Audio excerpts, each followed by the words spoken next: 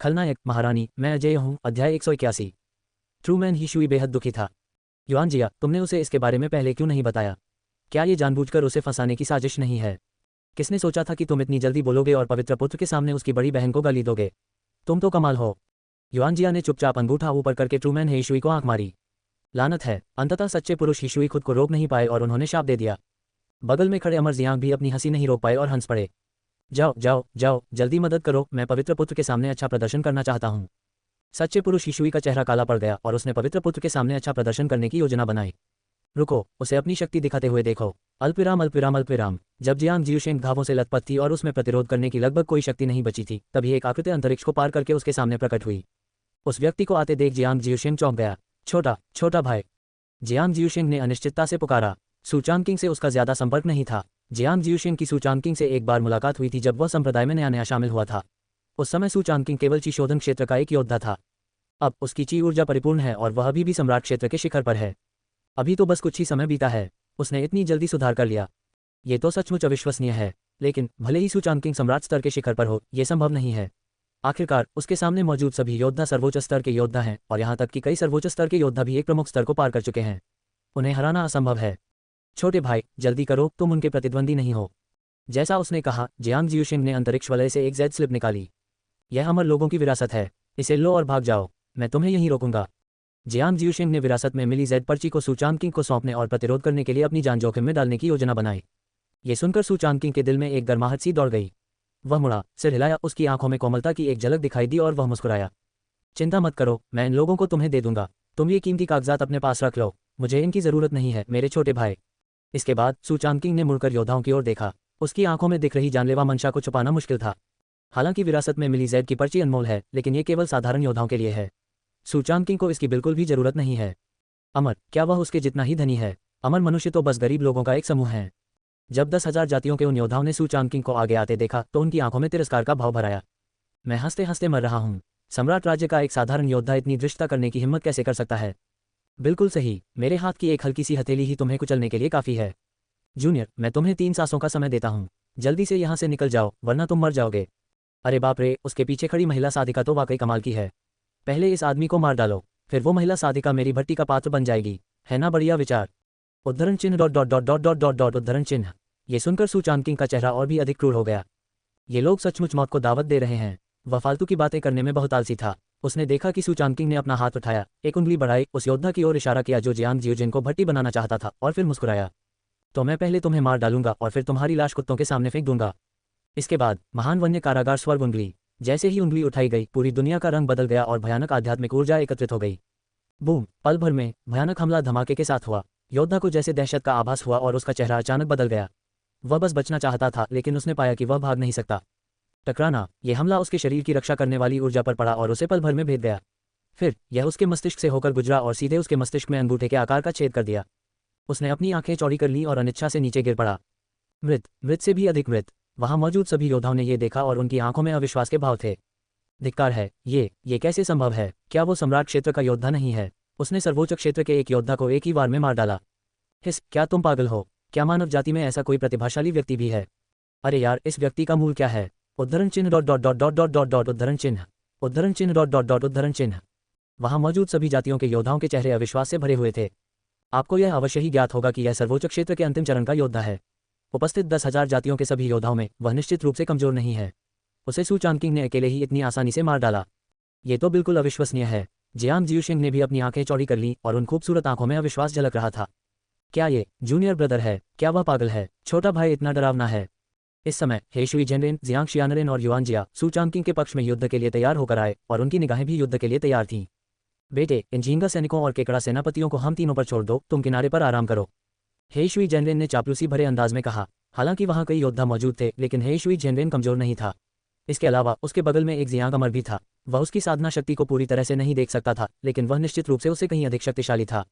यदि वे तीनों मिलकर काम करें तो ये वांजू योद्धा और मृत शरीरों का समूह उनके प्रतिद्वंद्वी नहीं होंगे। हालांकि सूचान किंग ने बिना किसी झिझक के इनकार कर दिया। तुम पीछे हटकर मेरी बड़ी बहन की रक्षा करो, मैं इन लोगों के खिलाफ खुद ही यह काम कर लूंगी। सूचान किंग की आंखों में दिख रही जानलेवा मंशा अब छिपी नहीं रह सकती थी। इस समय वह लोगों को जान से मारना चाहता था। इनमें से कोई भी बचकर नहीं जा सकता था। ये सुनकर तीनों हेशुई जेनरेन ने एक दूसरे की ओर देखा और खंडन करने की हिम्मत नहीं की। हाँ, तीनों ने हाँ कहा और फिर घायल जियांग जियोजिन की रक्षा के लिए पीछे हट गए। छोटे भाई, दुश्मन को कम मत समझो, अपनी सुरक्षा का ध्यान रखो। जियांग जियोशिन को सूचांकिंग की ताकत का अंदाजा नहीं था, इसलिए वह स्वाभाविक रूप से चिंतित था कि वह बहुत ज्यादा घमंडी न हो जाए। सूचांकिंग मुस्कुराया, चिंता मत करो सीनियर सिस्टर, इस कचरे से निपटना कोई समस्या नहीं है। उसके बाद उसने जरा भी संकोच नहीं किया और गोली चला दी। बैंगनी रंग की दिव्यांग, खुल जाओ। झोलतियान 12 तलवार गठन शुरू करो। डोंगहुआन बेर प्रकट हो। टोंटियन ब्लड वाइन। उद्धरण चिन्ह डॉट डॉट डॉट डॉट उद्धरण चिन्ह। पल भर में सूचांकिंग ने पूरी ताकत से गोलीबारी शुरू कर दी और फिर उसकी आकृति तेजी से प्रकट हुई और उसने अंतरिक्ष टेलीपोर्टेशन का उपयोग करके 10,000 जातियों के योद्धाओं के पास पहुंचकर उन्हें मारना शुरू कर दिया। झोटियन 12 तलवारों की संरचना किसी मारक देवता के समान थी। इस तलवार संरचना के आशीर्वाद से लगभग कोई भी इसे रोक नहीं सकता था। टोंटियन रक्तलता में पहले से ही सर्वोच्च स्तर की युद्ध शक्ति थी। सूचांकिंग के आशीर्वाद से ये सर्वोच्च स्तर के शीर्ष योद्धाओं से भी कहीं अधिक शक्तिशाली हो गई थी। अनगिनत लताएं और शाखाएं गुजरती हुई सीधे 10,000 जातियों के योद्धाओं और शवों की ओर बढ़ गईं। और डोंगहुआन घंटी सूचांकिंग के सिर पर थी, जो उसके शरीर की रक्षा कर रही थी। अगर कोई उस पर अचानक हमला भी कर दे तो भी वह उसकी रक्षा पंक्ति को भेद नहीं पाएगा। इस क्षण वह एक हत्यारे देवता की तरह युद्ध के मैदान में प्रवेश कर गया, मानो वह किसी खाली जगह पर हो। महज कुछ ही सांसों में 40 से अधिक सर्वोच्च क्षेत्र के योद्धा मारे गए। जियांग जियोचिन के गले में हल्की सी हलचल हुई और उसकी आंखों में अविश्वास झलक रहा था। यह मेरे छोटे भाई की ताकत है, बहुत ही डरावनी है ना। उसने कभी भी इतने भयानक सम्राट स्तरीय योद्धा को नहीं देखा था, इसलिए उसे डर था कि संत स्तरीय योद्धा भी ऐसा ही होगा। धिक्कार है, चलो मिलकर उसे मार डालते हैं। चाहे वह कितना भी ताकतवर क्यों न हो, उसकी असली ऊर्जा खत्म हो जाएगी। वह ज्यादा देर तक टिक नहीं पाएगा। सभी जातियों के योद्धाओं के बीच एक दानव स्तर के सर्वोच्च योद्धा ने जोर से आवाज लगाई। हालांकि वह आवाज सूचांकिंग के कानों में पड़ी और उसे केवल मुस्कुराने पर मजबूर कर दिया। क्या आपकी पूरी ऊर्जा खत्म हो गई है? क्या आप निश्चित हैं? खलनायक, महारानी, मैं अजय हूँ। अध्याय 182। हालांकि सूचांकिंग सम्राट क्षेत्र के शिखर पर है, उसके शरीर में 9 दांतियान हैं और वे निरंतर रूप से घूमते रहते हैं।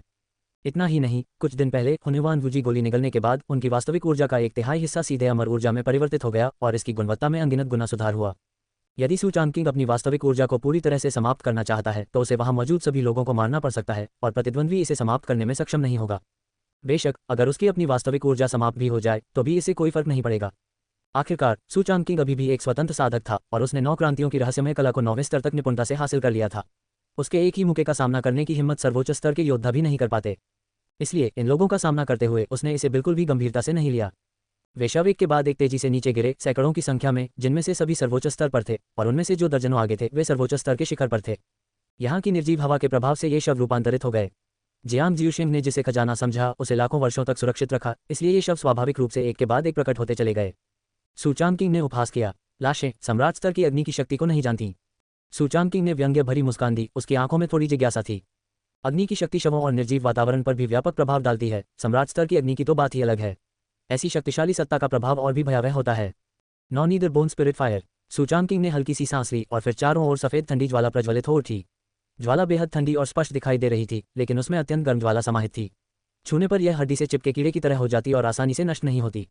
10,000 जातियों के वे योद्धा भी ये दृश्य देखकर स्तब्ध रह गए। यहाँ तक कि कुछ कमजोर सर्वोच्च स्तर के योद्धाओं को भी गलती से इसका थोड़ा सा अंश लग गया और फिर ज्वाला की शक्ति बेतहाशा बढ़ने लगी और फिर पूरे शरीर में फैल गई, जब तक कि पूरा शरीर जलकर राख का गोला बनकर रह गया।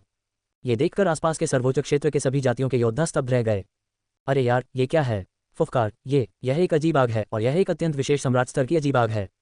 क्या ये कैसे संभव है? कोई वास्तव में सम्राट स्तर की विचित्र आग को नियंत्रित कर सकता है? यह अविश्वसनीय है। हे भगवान, यह उद्धरण चिन्ह डॉट डॉट डॉट उद्धरण चिन्ह। सभी जातियों के सभी योद्धा अचंभित थे। वर्तमान स्थिति बिल्कुल अप्रत्याशित थी। एक सम्राट स्तरीय योद्धा के पास वास्तव में सम्राट स्तरीय विचित्र अग्नि थी और नियंत्रण के स्तर को देखते हुए ये बहुत ही परिपूर्ण थी और इससे निकलने वाली शक्ति सर्वोच्च क्षेत्र के योद्धा को सीधे जलाकर मार सकती थी। इतना ही नहीं, मैंने देखा कि वे लाशें सम्राट स्तर की इन विचित्र आग से बहुत डरी हुई थीं और वे पूरी तरह से संयमित थीं। बूम! पलक झपकते ही सैकड़ों शवों में से आधे से अधिक की मौत हो गई और बचे हुए कुछ शवों को अभी भी जलाया जा रहा था। सर्वोच्च क्षेत्र के शिखर पर मौजूद 20 से अधिक शव ही एकमात्र जीवित प्राणी थे, लेकिन वे शव भी 9 पातालस्थी आत्मा अग्नि से प्रभावित थे और घातक आभा काफी हद तक कम हो गई थी। ये देखकर सूचांकिंग ने उपहास किया और उसकी आंखों में थोड़ी सी घृणा झलक उठी। बस कचरे का ढेर है। जब जियांग जियोशिंग ने यह दृश्य देखा तो वह अविश्वास से भरी अपनी खूबसूरत आंखों को चौड़ा करने से खुद को रोक नहीं सका। ये बात डरावनी है कि छोटा भाई सम्राट स्तर की विचित्र अग्नि पर भी महारत हासिल कर सकता है। इसी क्षण अचानक एक परिवर्तन हुआ। सर्वोच्च स्तर पर मौजूद एक दानव योद्धा ने पीछे से सूचांकिंग पर सीधा हमला किया और उसे जान से मारने की कोशिश की। हालांकि जैसे ही उसका चाकू सूचांकिंग पर गिरने वाला था, उसके चेहरे पर फैली बेकाबू मुस्कान अचानक जम गई। टकराना, तलवारों की एक तीखी टक्कर की आवाज गूंजी और अगले ही पल सर्वोच्च क्षेत्र के शिखर पर बैठा दानव योद्धा अविश्वास से भरी आंखों के साथ सीधे 7 या 8 मीटर दूर जा गिरा। ये कैसे संभव है? क्या उसका हमला सूचांकिंग की रक्षा पंक्ति को भी भेद नहीं सका? वह सर्वोच्च क्षेत्र का एक शक्तिशाली योद्धा है। यह अनुचित है। सू चांगकिंग ने हल्की सी मुस्कान बिखेरी और डोंगहुआंग घंटी ने उसके शरीर की रक्षा की। जब तक कोई संत स्तर का योद्धा न आ जाए तब तक ये योद्धा मिलकर भी उसकी रक्षा पंक्ति को भेद नहीं पाएंगे। ऐसा संयोग हुआ कि भाई टोंगजी ने मुझे इनाम के तौर पर कुछ अमर कलाकृतियां दी, इसलिए मैं उन्हें आप पर आजमाऊंगा। सू चांगकिंग मन ही मन सोच रहा था, तभी उसके हाथ में हथेली के आकार का एक लाल लौकी प्रकट हुआ। यह अमर संहारक उड़ने वाला चाकू है जो भाई टोंगजी द्वारा पुरस्कार के रूप में दिया गया था। इस खजाने को देखते ही जियांग अमर का चेहरा बदल गया। क्या ये कोई जादुई हथियार है? उनकी दृष्टि स्वाभाविक रूप से एक साधारण योद्धा की तुलना में कहीं अधिक तीव्र थी। वे एक नज़र में ही समझ गए कि सू चांगकिंग के हाथ में मौजूद खजाना एक जादुई हथियार था। अनुभव करना, गुरु के पास कितने जादुई हथियार हैं। जियांग अमर के सदमे को अनदेखा करते हुए सू चांगकिंग ने दानव जाति के सर्वोच्च क्षेत्र के शीर्ष योद्धा की ओर लौकी का इशारा किया, फिर मुस्कुराते हुए धीरे से फुसफुसाया, प्लीज पीछे मुड़ जाओ बेबी। सभी लोग स्तब्ध रह गए और उन्हें समझ नहीं आया कि सू चांगकिंग का क्या मतलब था। अगले ही पल स्विश, ठंडी रोशनी की एक चमक गुजरी और लौकी से एक उड़ता हुआ चाकू इतनी तेजी से निकला कि लोग बिल्कुल भी प्रतिक्रिया नहीं कर पाए। दानव जाति के सर्वोच्च क्षेत्र का शीर्ष योद्धा बिल्कुल भी प्रतिक्रिया नहीं कर सका और पलक झपकते ही उड़ता हुआ चाकू आ पहुंचा। टकराना, एक जोरदार धमाका हुआ और दानव जाति के सर्वोच्च क्षेत्र के शीर्ष योद्धा ने अभी तक कोई प्रतिक्रिया नहीं दी थी कि उसका सिर धड़ से अलग हो गया और उसका शरीर 2 टुकड़ों में बंध गया। पूरी प्रक्रिया अत्यंत तेजी से, बिना किसी रुकावट के हुई और गर्दन पर बना निशान भी बिल्कुल साफ था। जब 10,000 जातियों के योद्धाओं ने यह दृश्य देखा तो उन्होंने अनजाने में अपनी गर्दन को छुआ और ठंडक महसूस की। उड़ता हुआ चाकू लौकी में वापस आ गया और सू चांगकिंग ने अपने होठों को चाटा। ये काफी शक्तिशाली है। अगर इस चाल का इस्तेमाल किया जाए तो संत लोक का योद्धा अप्रत्याशित रूप से गिर सकता है और उसके गिरने का खतरा भी हो सकता है। हालांकि इसका एकमात्र नुकसान यह है कि यह बहुत अधिक वास्तविक ऊर्जा की खपत करता है। पिछली चाल में बहुत अधिक वास्तविक ऊर्जा खर्च हुई। अगर वह एक साधारण सम्राट स्तर का योद्धा होता तो मुझे डर है कि एक ही चाल में उसके शरीर की आधी से अधिक वास्तविक ऊर्जा खर्च हो जाती। लेकिन सू चांगकिंग के लिए इस नुकसान का कोई खास असर नहीं पड़ता। बेशक इसकी शक्ति भी काफी अधिक है। अपनी वर्तमान शक्ति के साथ अमर संहारक उड़ने वाले चाकू का उपयोग करके वह संत लोक के योद्धाओं के लिए खतरा पैदा कर सकता है। हालांकि मारने की गति अभी भी थोड़ी धीमी है। उसने एक एक करके प्लीज टर्न अराउंड बेबी दोहराया और इन लोगों को मारने के बाद उसका मुंह सूख गया था। इस खजाने की शक्ति को जानने के बाद सू चांगकिंग ने अमर संहारक उड़ने वाले चाकू को एक तरफ रख दिया और फिर से मारने के लिए जॉटियन 12 तलवार संरचना का उपयोग किया। उसके लिए तलवारबाजी की रणनीति अपनाकर लड़ना ज्यादा मजेदार है। इस बार उसने सभी जातियों के योद्धाओं के बीच टेलीपोर्ट किया, मुक्का मारा और सीधे एक सर्वोच्च स्तर के योद्धा को मार डाला। जॉटियन 12 तलवारों की संरचना एक अजगर की तरह तेजी से आगे बढ़ी और इच्छानुसार मार गिराए। जहां तक उन लाशों की बात है, वे भी सू चांगकिंग के लिए अनिवार्य रूप से मारने वाली सूची में थीं। बूम, आकाश और पृथ्वी के बीच लगातार भयानक आवाजें गूंज रही थीं। उन सभी शवों को सू चांगकिंग ने मारा था। सभी जातियों के योद्धाओं में से केवल 8 या 9 सर्वोच्च स्तर के योद्धा ही जीवित बचे थे। खलनायक महारानी, मैं अजय हूँ। अध्याय 183। पहले तो सैकड़ों सर्वोच्च क्षेत्र के योद्धा उसे घेरे हुए थे, लेकिन अब केवल 7 या 8 लोग ही बचे हैं। इस तरह का भयावह हमला वास्तव में बहुत डरावना है। 10,000 जातियों के बचे हुए कुछ योद्धा इस समय पहले से ही भयभीत हैं। वे मूल रूप से सू चांगकिंग के शरीर की वास्तविक ऊर्जा को समाप्त करना चाहते थे, लेकिन इतने लंबे समय तक लड़ने के बाद प्रतिद्वंद्वी के शरीर की वास्तविक ऊर्जा में न केवल थकावट का कोई संकेत नहीं है, बल्कि यह और भी मजबूत होती जा रही है। इतना ही नहीं, ये व्यक्ति शारीरिक साधना में भी माहिर है और शारीरिक साधना करने वालों की ताकत बेहद भयावह होती है। एक ही मुक्के से सर्वोच्च स्तर का योद्धा भी गिर जाएगा और सर्वोच्च स्तर के शिखर योद्धा की तो बात ही छोड़िए, वह सू चांगकिंग के वार को झेलने की हिम्मत ही नहीं करेगा। बूम, सू चांगकिंग के एक मुक्के से एक और सर्वोच्च स्तर का योद्धा ढेर हो गया। बाकी बचे 6 लोगों ने ये देखा और एक दूसरे की ओर देखा और उन सभी को एक दूसरे की आंखों में गहरा भय महसूस हुआ। भागो भागो, ये बच्चा तो सचमुच एक राक्षस है। ढह गया, पूरी तरह ढह गया। शेष 6 लोगों ने जमीन पर पड़े शवों को देखा और उनमें लड़ने की इच्छा और विचार दोनों ही समाप्त हो गए। वे सभी मन ही मन पछता रहे थे कि उन्हें सू चांगकिंग का दुश्मन क्यों बनना पड़ा और वे समय रहते भाग क्यों नहीं गए। वे 6 लोग पल भर में प्रकाश की धाराओं में परिवर्तित हो गए और अलग अलग दिशाओं में उड़ गए। पलायन, 6 लोगों के मन में बस यही एक विचार और धारणा थी। वे 6 सर्वोच्च स्तर के योद्धा थे। यदि वे भागने के लिए दृढ़ संकल्पित थे तो संत स्तर के किसी शक्तिशाली व्यक्ति के हस्तक्षेप के बिना कोई भी यह कहने का साहस नहीं कर सकता था कि वे उन 6 को बचा सकते हैं। गुरुजी, मैं उनके पीछे जाऊंगा। जियांग अमर ने स्वेच्छा से आगे बढ़कर खड़े होने की पेशकश की। ये देखकर बगल में खड़े ही शुई झेंडेन ने भी जल्दी से कहा, जी हाँ, हे प्रभु संत, इन्हें हम तीनों पर छोड़ दीजिए। इन तीनों की ताकत कम नहीं है, विशेषकर जियांग अमर की, जिनकी युद्ध शक्ति अत्यंत भयानक और विचित्र है और जिनके पास कई तरीके हैं। बचे हुए कुछ शीर्ष योद्धाओं से निपटना उनके लिए कोई समस्या नहीं है। हालांकि सू चांगकिंग मुस्कुराया और उसने अपना सिर हिलाया। कोई जरूरत नहीं, मैं खुद कर लूंगा। क्या आप अकेले आए हैं? जियांग शियानरेन एक पल के लिए स्तब्ध रह गया। उसे समझ नहीं आया कि सू चांगकिंग का क्या मतलब है। क्या ऐसा हो सकता है कि गुरुजी स्वयं उनका पीछा करना चाहते हों? लेकिन पीछा किए जाने से बचने के उद्देश्य से वे 6 लोग क्रमशः 6 अलग अलग दिशाओं में भाग गए। सू चांगकिंग अकेले इस कमी को पूरा नहीं कर पाएगी। हालांकि सू चांगकिंग मुस्कुराया और फिर उसके हाथ में एक धनुष प्रकट हो गया। धनुष पूरी तरह से पीला था और उससे प्रचंड ऊर्जा निकल रही थी। उसकी कारीगरी बेहद खास थी। धनुष पर बैठा धनुष किसी अजगर की तरह लग रहा था। जब जियांग शियानरेन ने इस सूर्य तीर वाले धनुष को देखा तो उसका गला तुरंत सूख गया, उसका पूरा सिर थोड़ा उलझन में पड़ गया और उसकी आंखों में अविश्वास भर गया। अमर हथियार, यह एक और अमर हथियार था। उसे ऐसा लग रहा था जैसे वह पागल हो रहा हो। जब से वह सू चांगकिंग से मिला तब से उसने जो विभिन्न हथियार बनाए वे मूल रूप से अमर हथियार थे जिनकी संख्या 7 या 8 तक थी। ऐसा लग रहा था मानो सू चांगकिंग एक विशाल खजाना घर हो जिसमें अनगिनत खजाने रखे हों। जहां तक शाही हथियार की बात है वह जियांग अमर के लिए एक दुर्लभ खजाना था, लेकिन सू चांगकिंग के लिए वह कचरे के समान था। उसने कभी उसका इस्तेमाल नहीं किया था। आखिर जब अमर हथियार का इस्तेमाल किया जा सकता है तो शाही हथियार का इस्तेमाल कौन करेगा।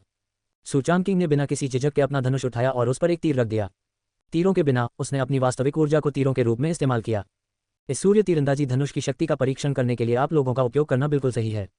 सू चांगकिंग ने मन ही मन सोचा, सूर्य तीर धनुष एक अमर हथियार है, इसलिए इसकी शक्ति निश्चित रूप से कमजोर नहीं है। अपनी ताकत से वह 100 मील दूर तक के लक्ष्य को भी मार सकता है। स्विश, उसने एक तीर चलाया और वास्तविक ऊर्जा द्वारा रूपांतरित वह तीर उल्कापिंड की तरह आकाश में उड़ गया और उसकी गति इतनी तेज थी कि उसने संघ क्षेत्र के योद्धा के प्रारंभिक चरण को भी पार कर लिया। ये दृश्य देखकर वहां मौजूद सभी लोग स्तब्ध रह गए। तब सू चांगकिंग को लगा कि 10,000 जातियों का एक सर्वोच्च योद्धा गिर गया है। वह मुस्कुराया, 5 बचे हैं। उसके बाद उसने अपना धनुष झुकाना और तीर चलाना जारी रखा।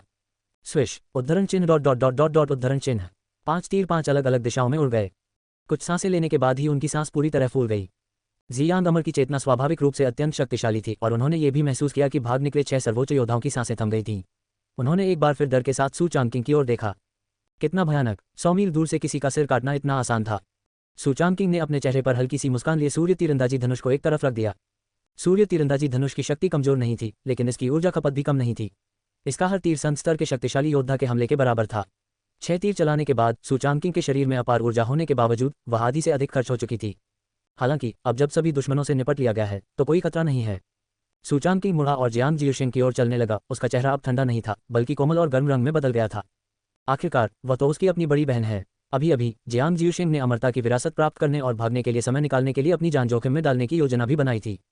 बड़ी बहन, क्या चोट गंभीर है? जियांग जियुशिंग ने अंततः प्रतिक्रिया दी और धीरे से अपना सिर हिलाया।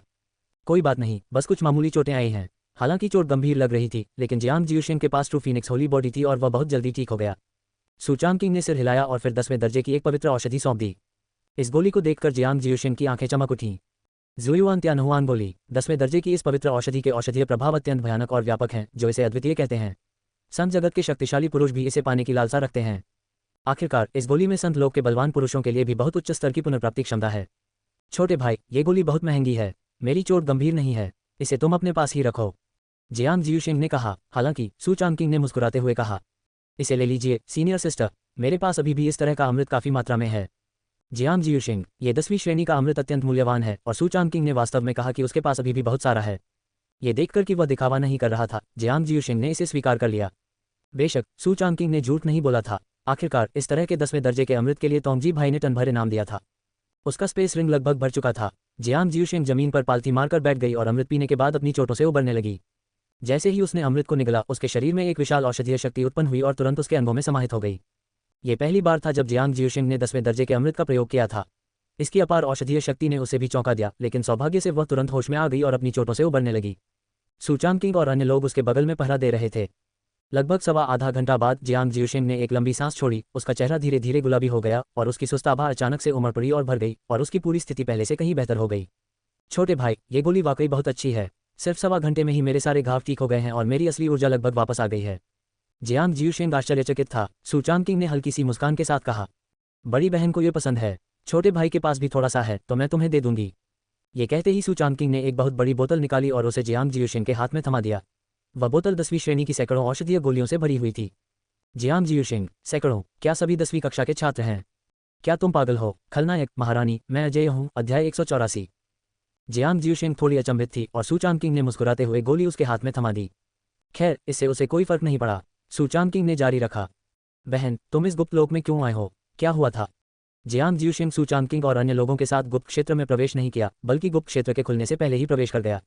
कुछ दिन पहले जब मैं बाहर यात्रा कर रहा था, मुझे एक टोकन मिला और फिर जब मैं एक द्वीप से गुजरा तो टोकन में कंपन हुआ और 9 ड्रैगन का ताबूत प्रकट हुआ और मुझे गुप्त क्षेत्र में खींच लिया। गुप्त क्षेत्र में प्रवेश करने के बाद मेरे शरीर में मौजूद सच्चे फीनिक्स पवित्र शरीर ने कंपन किया और मुझे एक घाटी में निर्देशित किया। ओह! जियांग जियुशिंग की बातें सुनकर सू चांगकिंग की आंखें चमक उठीं। क्या सचमुच फीनिक्स का पवित्र शरीर कंपन करता है? जियांग जियुशिंग ने जारी रखा। फिर मैं घाटी में दाखिल हुआ और मुझे एहसास हुआ कि ये 10 लाख साल पहले हुए युद्ध का मुख्य युद्ध क्षेत्र था। ये वह स्थान था जहां अमर योद्धाओं ने लड़ाई लड़ी थी और मुझे वहां ले जाने वाली मेरी त्यानवु महाद्वीप की अमर देवी थी। मेरी ही तरह उसके पास भी सच्चा फीनिक्स संत शरीर था, इसलिए उसने मुझे विरासत स्वीकार करने के लिए मार्गदर्शन दिया। बोलते समय जियांग जियुशिंग ने अपने हाथ में मौजूद विरासत में मिली जेड पर्ची दिखाए। यह विरासत का हिस्सा है। विरासत का एक और हिस्सा अमर की शेष ऊर्जा के माध्यम से है, इसलिए जियांग जियुशिन की साधना ने सीधे सर्वोच्च क्षेत्र के शिखर को पार कर लिया। यदि इस गुप्त क्षेत्र की पाबंदियां न होती तो वह बहुत पहले ही संत क्षेत्र को पार कर चुकी होती। बेशक जब तक जियांग जियुशिन गुप्त क्षेत्र से बाहर नहीं निकल जाती तब तक वह आसानी से संत क्षेत्र में प्रवेश कर सकती है। बगल में खड़े जियांग अमर ने सिर हिलाकर कहा, हाँ, जहां तक मुझे पता है त्यानवु महाद्वीप के अमर प्राणी के पास वास्तव में सच्चा फीनिक्स संत शरीर है। इस प्रकार का शरीर संपूर्ण अमर जगत में एक उत्कृष्ट अस्तित्व है और इसके अनगिनत जादुई उपयोग हैं। जियांग अमर को स्वाभाविक रूप से अमरता की जड़ों और पृष्ठभूमि का ज्ञान था। सूचांग किंग ने हल्के से सिर हिलाया। बहन, क्या तुम्हें पता है कि घाटी कहाँ है? जियांग जियुशिंग ने सिर हिलाया। बेशक मुझे पता है, लेकिन वहाँ की निर्जीव हवा बहुत घनी है। मैंने वहाँ मानव अमर की सुरक्षा के कारण प्रवेश किया। क्या निर्जीव हवा घनी होती है? सूचांग किंग ने हल्की सी मुस्कान दी। उसके लिए निर्जीव वातावरण कुछ भी नहीं था। आखिरकार वह non either bone spirit fire धारण किए हुए था। इस तरह की सम्राट स्तरीय अग्नि के साथ निर्जीव वातावरण उस पर बिल्कुल भी असर नहीं कर सकता था। इससे कोई फर्क नहीं पड़ता। मैं बस ये देखना चाहता हूँ कि युद्ध का मुख्य युद्ध क्षेत्र कैसा दिखता है। सूचांग किंग ने मुस्कुराते हुए कहा। छोटे भाई को इतना आत्मविश्वासी देखकर जियांग जियुशिंग ने उसे नहीं रोका। उसने सिर हिलाया और आगे आगे चलने लगा। हालांकि उसे यह नहीं पता था कि उसका छोटा भाई इतना अद्भुत क्यों था। वह संप्रदाय में थोड़े ही समय से था, लेकिन उसकी साधना इतनी अद्भुत थी। सबसे महत्वपूर्ण बात यह है कि उसकी युद्ध शक्ति अभी भी असाधारण है।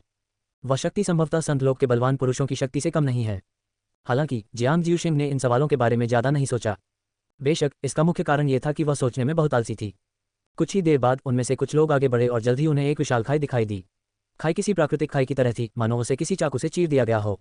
सन्नाटे के साथ साथ वहां एक तीखी तलवार जैसी हवा भी बह रही थी। तलवार की इस तीखी ध्वनि को आम लोग शायद महसूस न कर पाएं, लेकिन सूचांग किंग जैसे तलवार की शक्ति रखने वाले प्राणी के लिए यह बिल्कुल स्पष्ट है।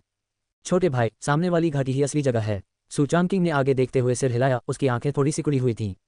घाटी के प्रवेश द्वार पर वाकई सन्नाटा पसरा हुआ था और जियांग जियुशिंग ने इस बारे में झूठ नहीं बोला था। और ऐसा लग रहा था कि उससे बहुत ही भयानक सांस निकल रही है। मुख्य युद्ध क्षेत्र के रूप में यह वह स्थान है जहां त्यानवु महाद्वीप के मानव अमर ने उच्च लोक के अमर के साथ युद्ध किया था। बेशक जियांग अमर को इसमें शामिल नहीं किया जाएगा। आखिरकार जैसे ही वह यहाँ उतरा, उसे सीधे 10 लाख वर्षों तक दबा दिया गया और अमर लॉकिंग टॉवर में दिन रात उसकी परीक्षा ली गई।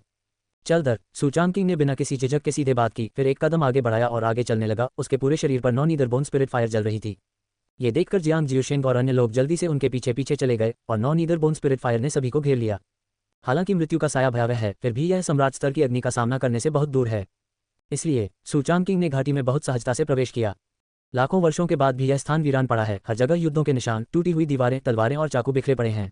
अगर आप में ताकत की कमी है तो इन तलवारों और चाकुओं से आसानी से घायल हो सकते हैं, लेकिन सूचांग किंग और अन्य लोगों के लिए यह कोई मायने नहीं रखता। कुछ ही देर में कई लोग केंद्र की ओर चल पड़े। छोटे भाई, वह त्यानवु महाद्वीप का अमर व्यक्ति है। जियांग जियुशिंग ने पास ही में एक दिशा की ओर इशारा किया।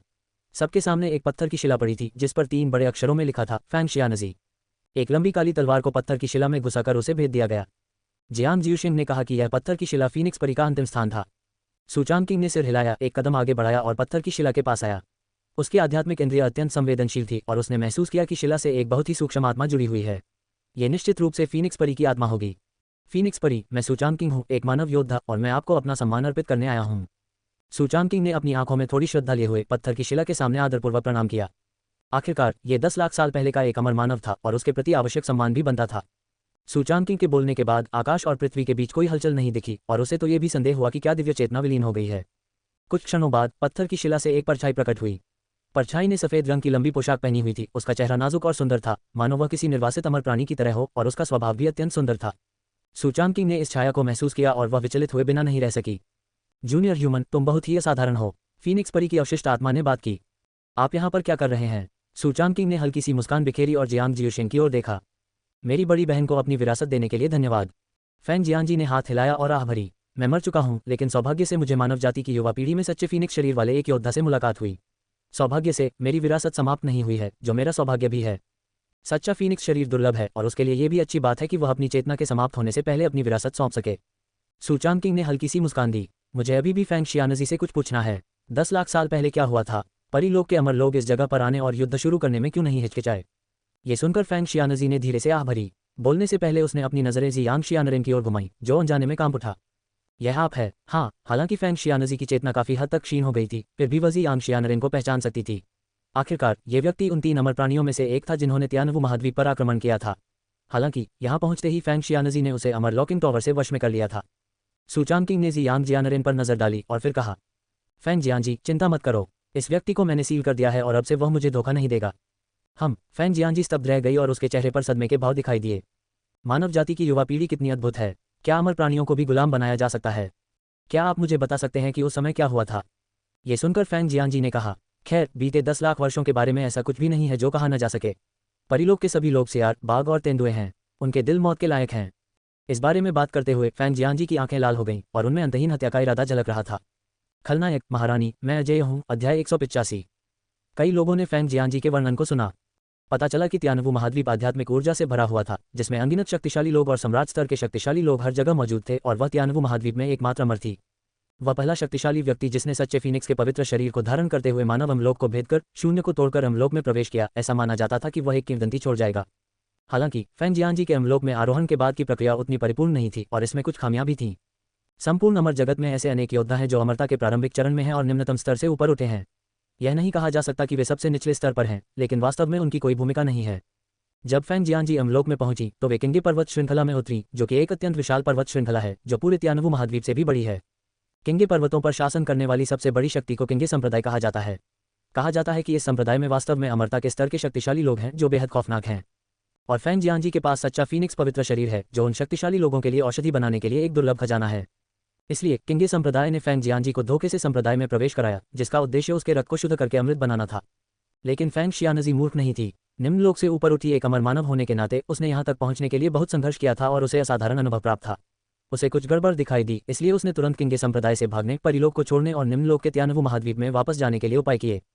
लेकिन किंगे संप्रदाय ने उसका लगातार पीछा किया और उसे गिरफ्तार करने के लिए 3 मानव अमर प्राणियों को निचले लोक में भेजा और जियांग जियानरेन उनमें से एक थी। हालांकि जियांग शियानरेन को गिरफ्तारी का कारण नहीं पता था। वह किंगे संप्रदाय का प्रत्यक्ष वंशज नहीं था, बल्कि एक योद्धा था जो अन्य निम्न लोकों से परिलोक में पहुंचा था।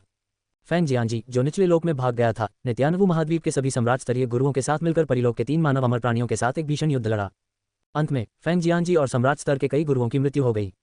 जियांग जियानरेन को अमर लॉकिंग टॉवर द्वारा दबा दिया गया था। योएजी जियानरेन को बर्फ के क्रिस्टल के ताबूत में बंद कर दिया गया था और वह भाग नहीं सकता था। ब्लड मून इमॉर्टल, जो नेता थे, फेरी फैंग के साथ ही मर गए और उन्हें यहीं दफनाया गया। पूरी कहानी सुनने के बाद वहां मौजूद सभी लोगों के चेहरे बदल गए। तो ये बात है, सू चांगकिंग ने अपनी आंखें सिकुड़ीं। इसमें कोई आश्चर्य नहीं कि परी फैंग का दावा था कि परिलोक के सभी लोग भेड़िए, बाघ और तेंदुए थे। ये सच था। वह सचमुच जीवित मनुष्यों का उपयोग करके गोलियां बनाता था और उन्हें परिष्कृत करने के लिए उनका खून निकालता था। ये बिल्कुल पागलपन था। हालांकि सू चांगकिंग को यह नहीं पता था कि तथाकथित सच्चे अमर कितने भयानक थे, लेकिन वह निश्चित रूप से अभी उनसे निपटने में सक्षम नहीं था। दोनों के बीच का अंतर भी बहुत बड़ा था। हालांकि एक दिन सू चांगकिंग को लगा कि एक सच्चे अमर को कुचलना उतना ही आसान होगा जितना कि एक चींटी को कुचलना। उनमें अब भी वही आत्मविश्वास था। किंगे संप्रदाय वास्तव में अमर स्तर की शक्ति है, बेहद भयानक। मुझे उम्मीद नहीं थी कि यह इतना नीच होगा। यह सचमुच हास्यास्पद है, परी फैंग ने व्यंग्य किया। सू चांगकिंग चुप रहा और उसने भविष्य में फैंग जियांजी से बदला लेने के बारे में कुछ नहीं कहा। आखिरकार उन दोनों के बीच कोई संबंध नहीं था, इसलिए वह बदला लेने के लिए अपनी जान जोखिम में नहीं डालेगा। बेशक अगर एक दिन सू चांगकिंग का साधना स्तर आसमान छू ले और वह आसानी से पूरे किंगे संप्रदाय को मार सके तो वह ऐसा करने में खुशी महसूस करेगा। आखिरकार किंगे संप्रदाय ने तियानवु महाद्वीप के योद्धाओं को धमकाया था और वह भी तियानवु महाद्वीप से ही था, इसलिए उसे कुचलना कोई समस्या नहीं थी। ये तलवार उस अमर योद्धा ने छोड़ी थी जिसने शुरुआत में नेतृत्व किया था। यह एक उत्कृष्ट शाही हथियार है। अगर आपको इसकी जरूरत है तो इसे ले जाए। मेरी चेतना अब समाप्त होने वाली है। मुझे उम्मीद नहीं थी कि जीवन भर साधना करने और अंततः स्वर्गलोक पहुंचने के बाद मेरा फैंग शियानजी का ऐसा हाल होगा। ये दुखद और अफसोसजनक है। उसकी आंखों में कुछ बेबसी और पछतावा झलक रहा था। हालांकि मैं इतने सालों से अभ्यास कर रहा हूं, लेकिन तुम्हारे जैसा इतना अनोखा जूनियर मैंने पहली बार देखा है। मुझे उम्मीद है कि तुम और आगे बढ़ोगे। जब फैंग जियांजी ने सू चांगकिंग को पहली बार देखा तो वह उसे बिल्कुल भी समझ नहीं पाए, मानो सू चांगकिंग पर कोई अदृश्य विचित्रता छाई हुई थी जो दिव्य चेतना की पहचान का विरोध करती थी। वैसे एक बार यह स्थान खुल जाए तो तियानवु महाद्वीप की आध्यात्मिक ऊर्जा पुनर्जीवित हो जाएगी। साधना के लिए एक और समृद्ध युग आएगा। यह आपके लिए भी अच्छा होगा। अच्छे से अभ्यास करें। ये कहने के बाद फैंग जियांजी की दिव्य चेतना विलीन हो गई। अब से पूरी दुनिया में फैंग जियांजी का कोई नामो निशान नहीं रहेगा।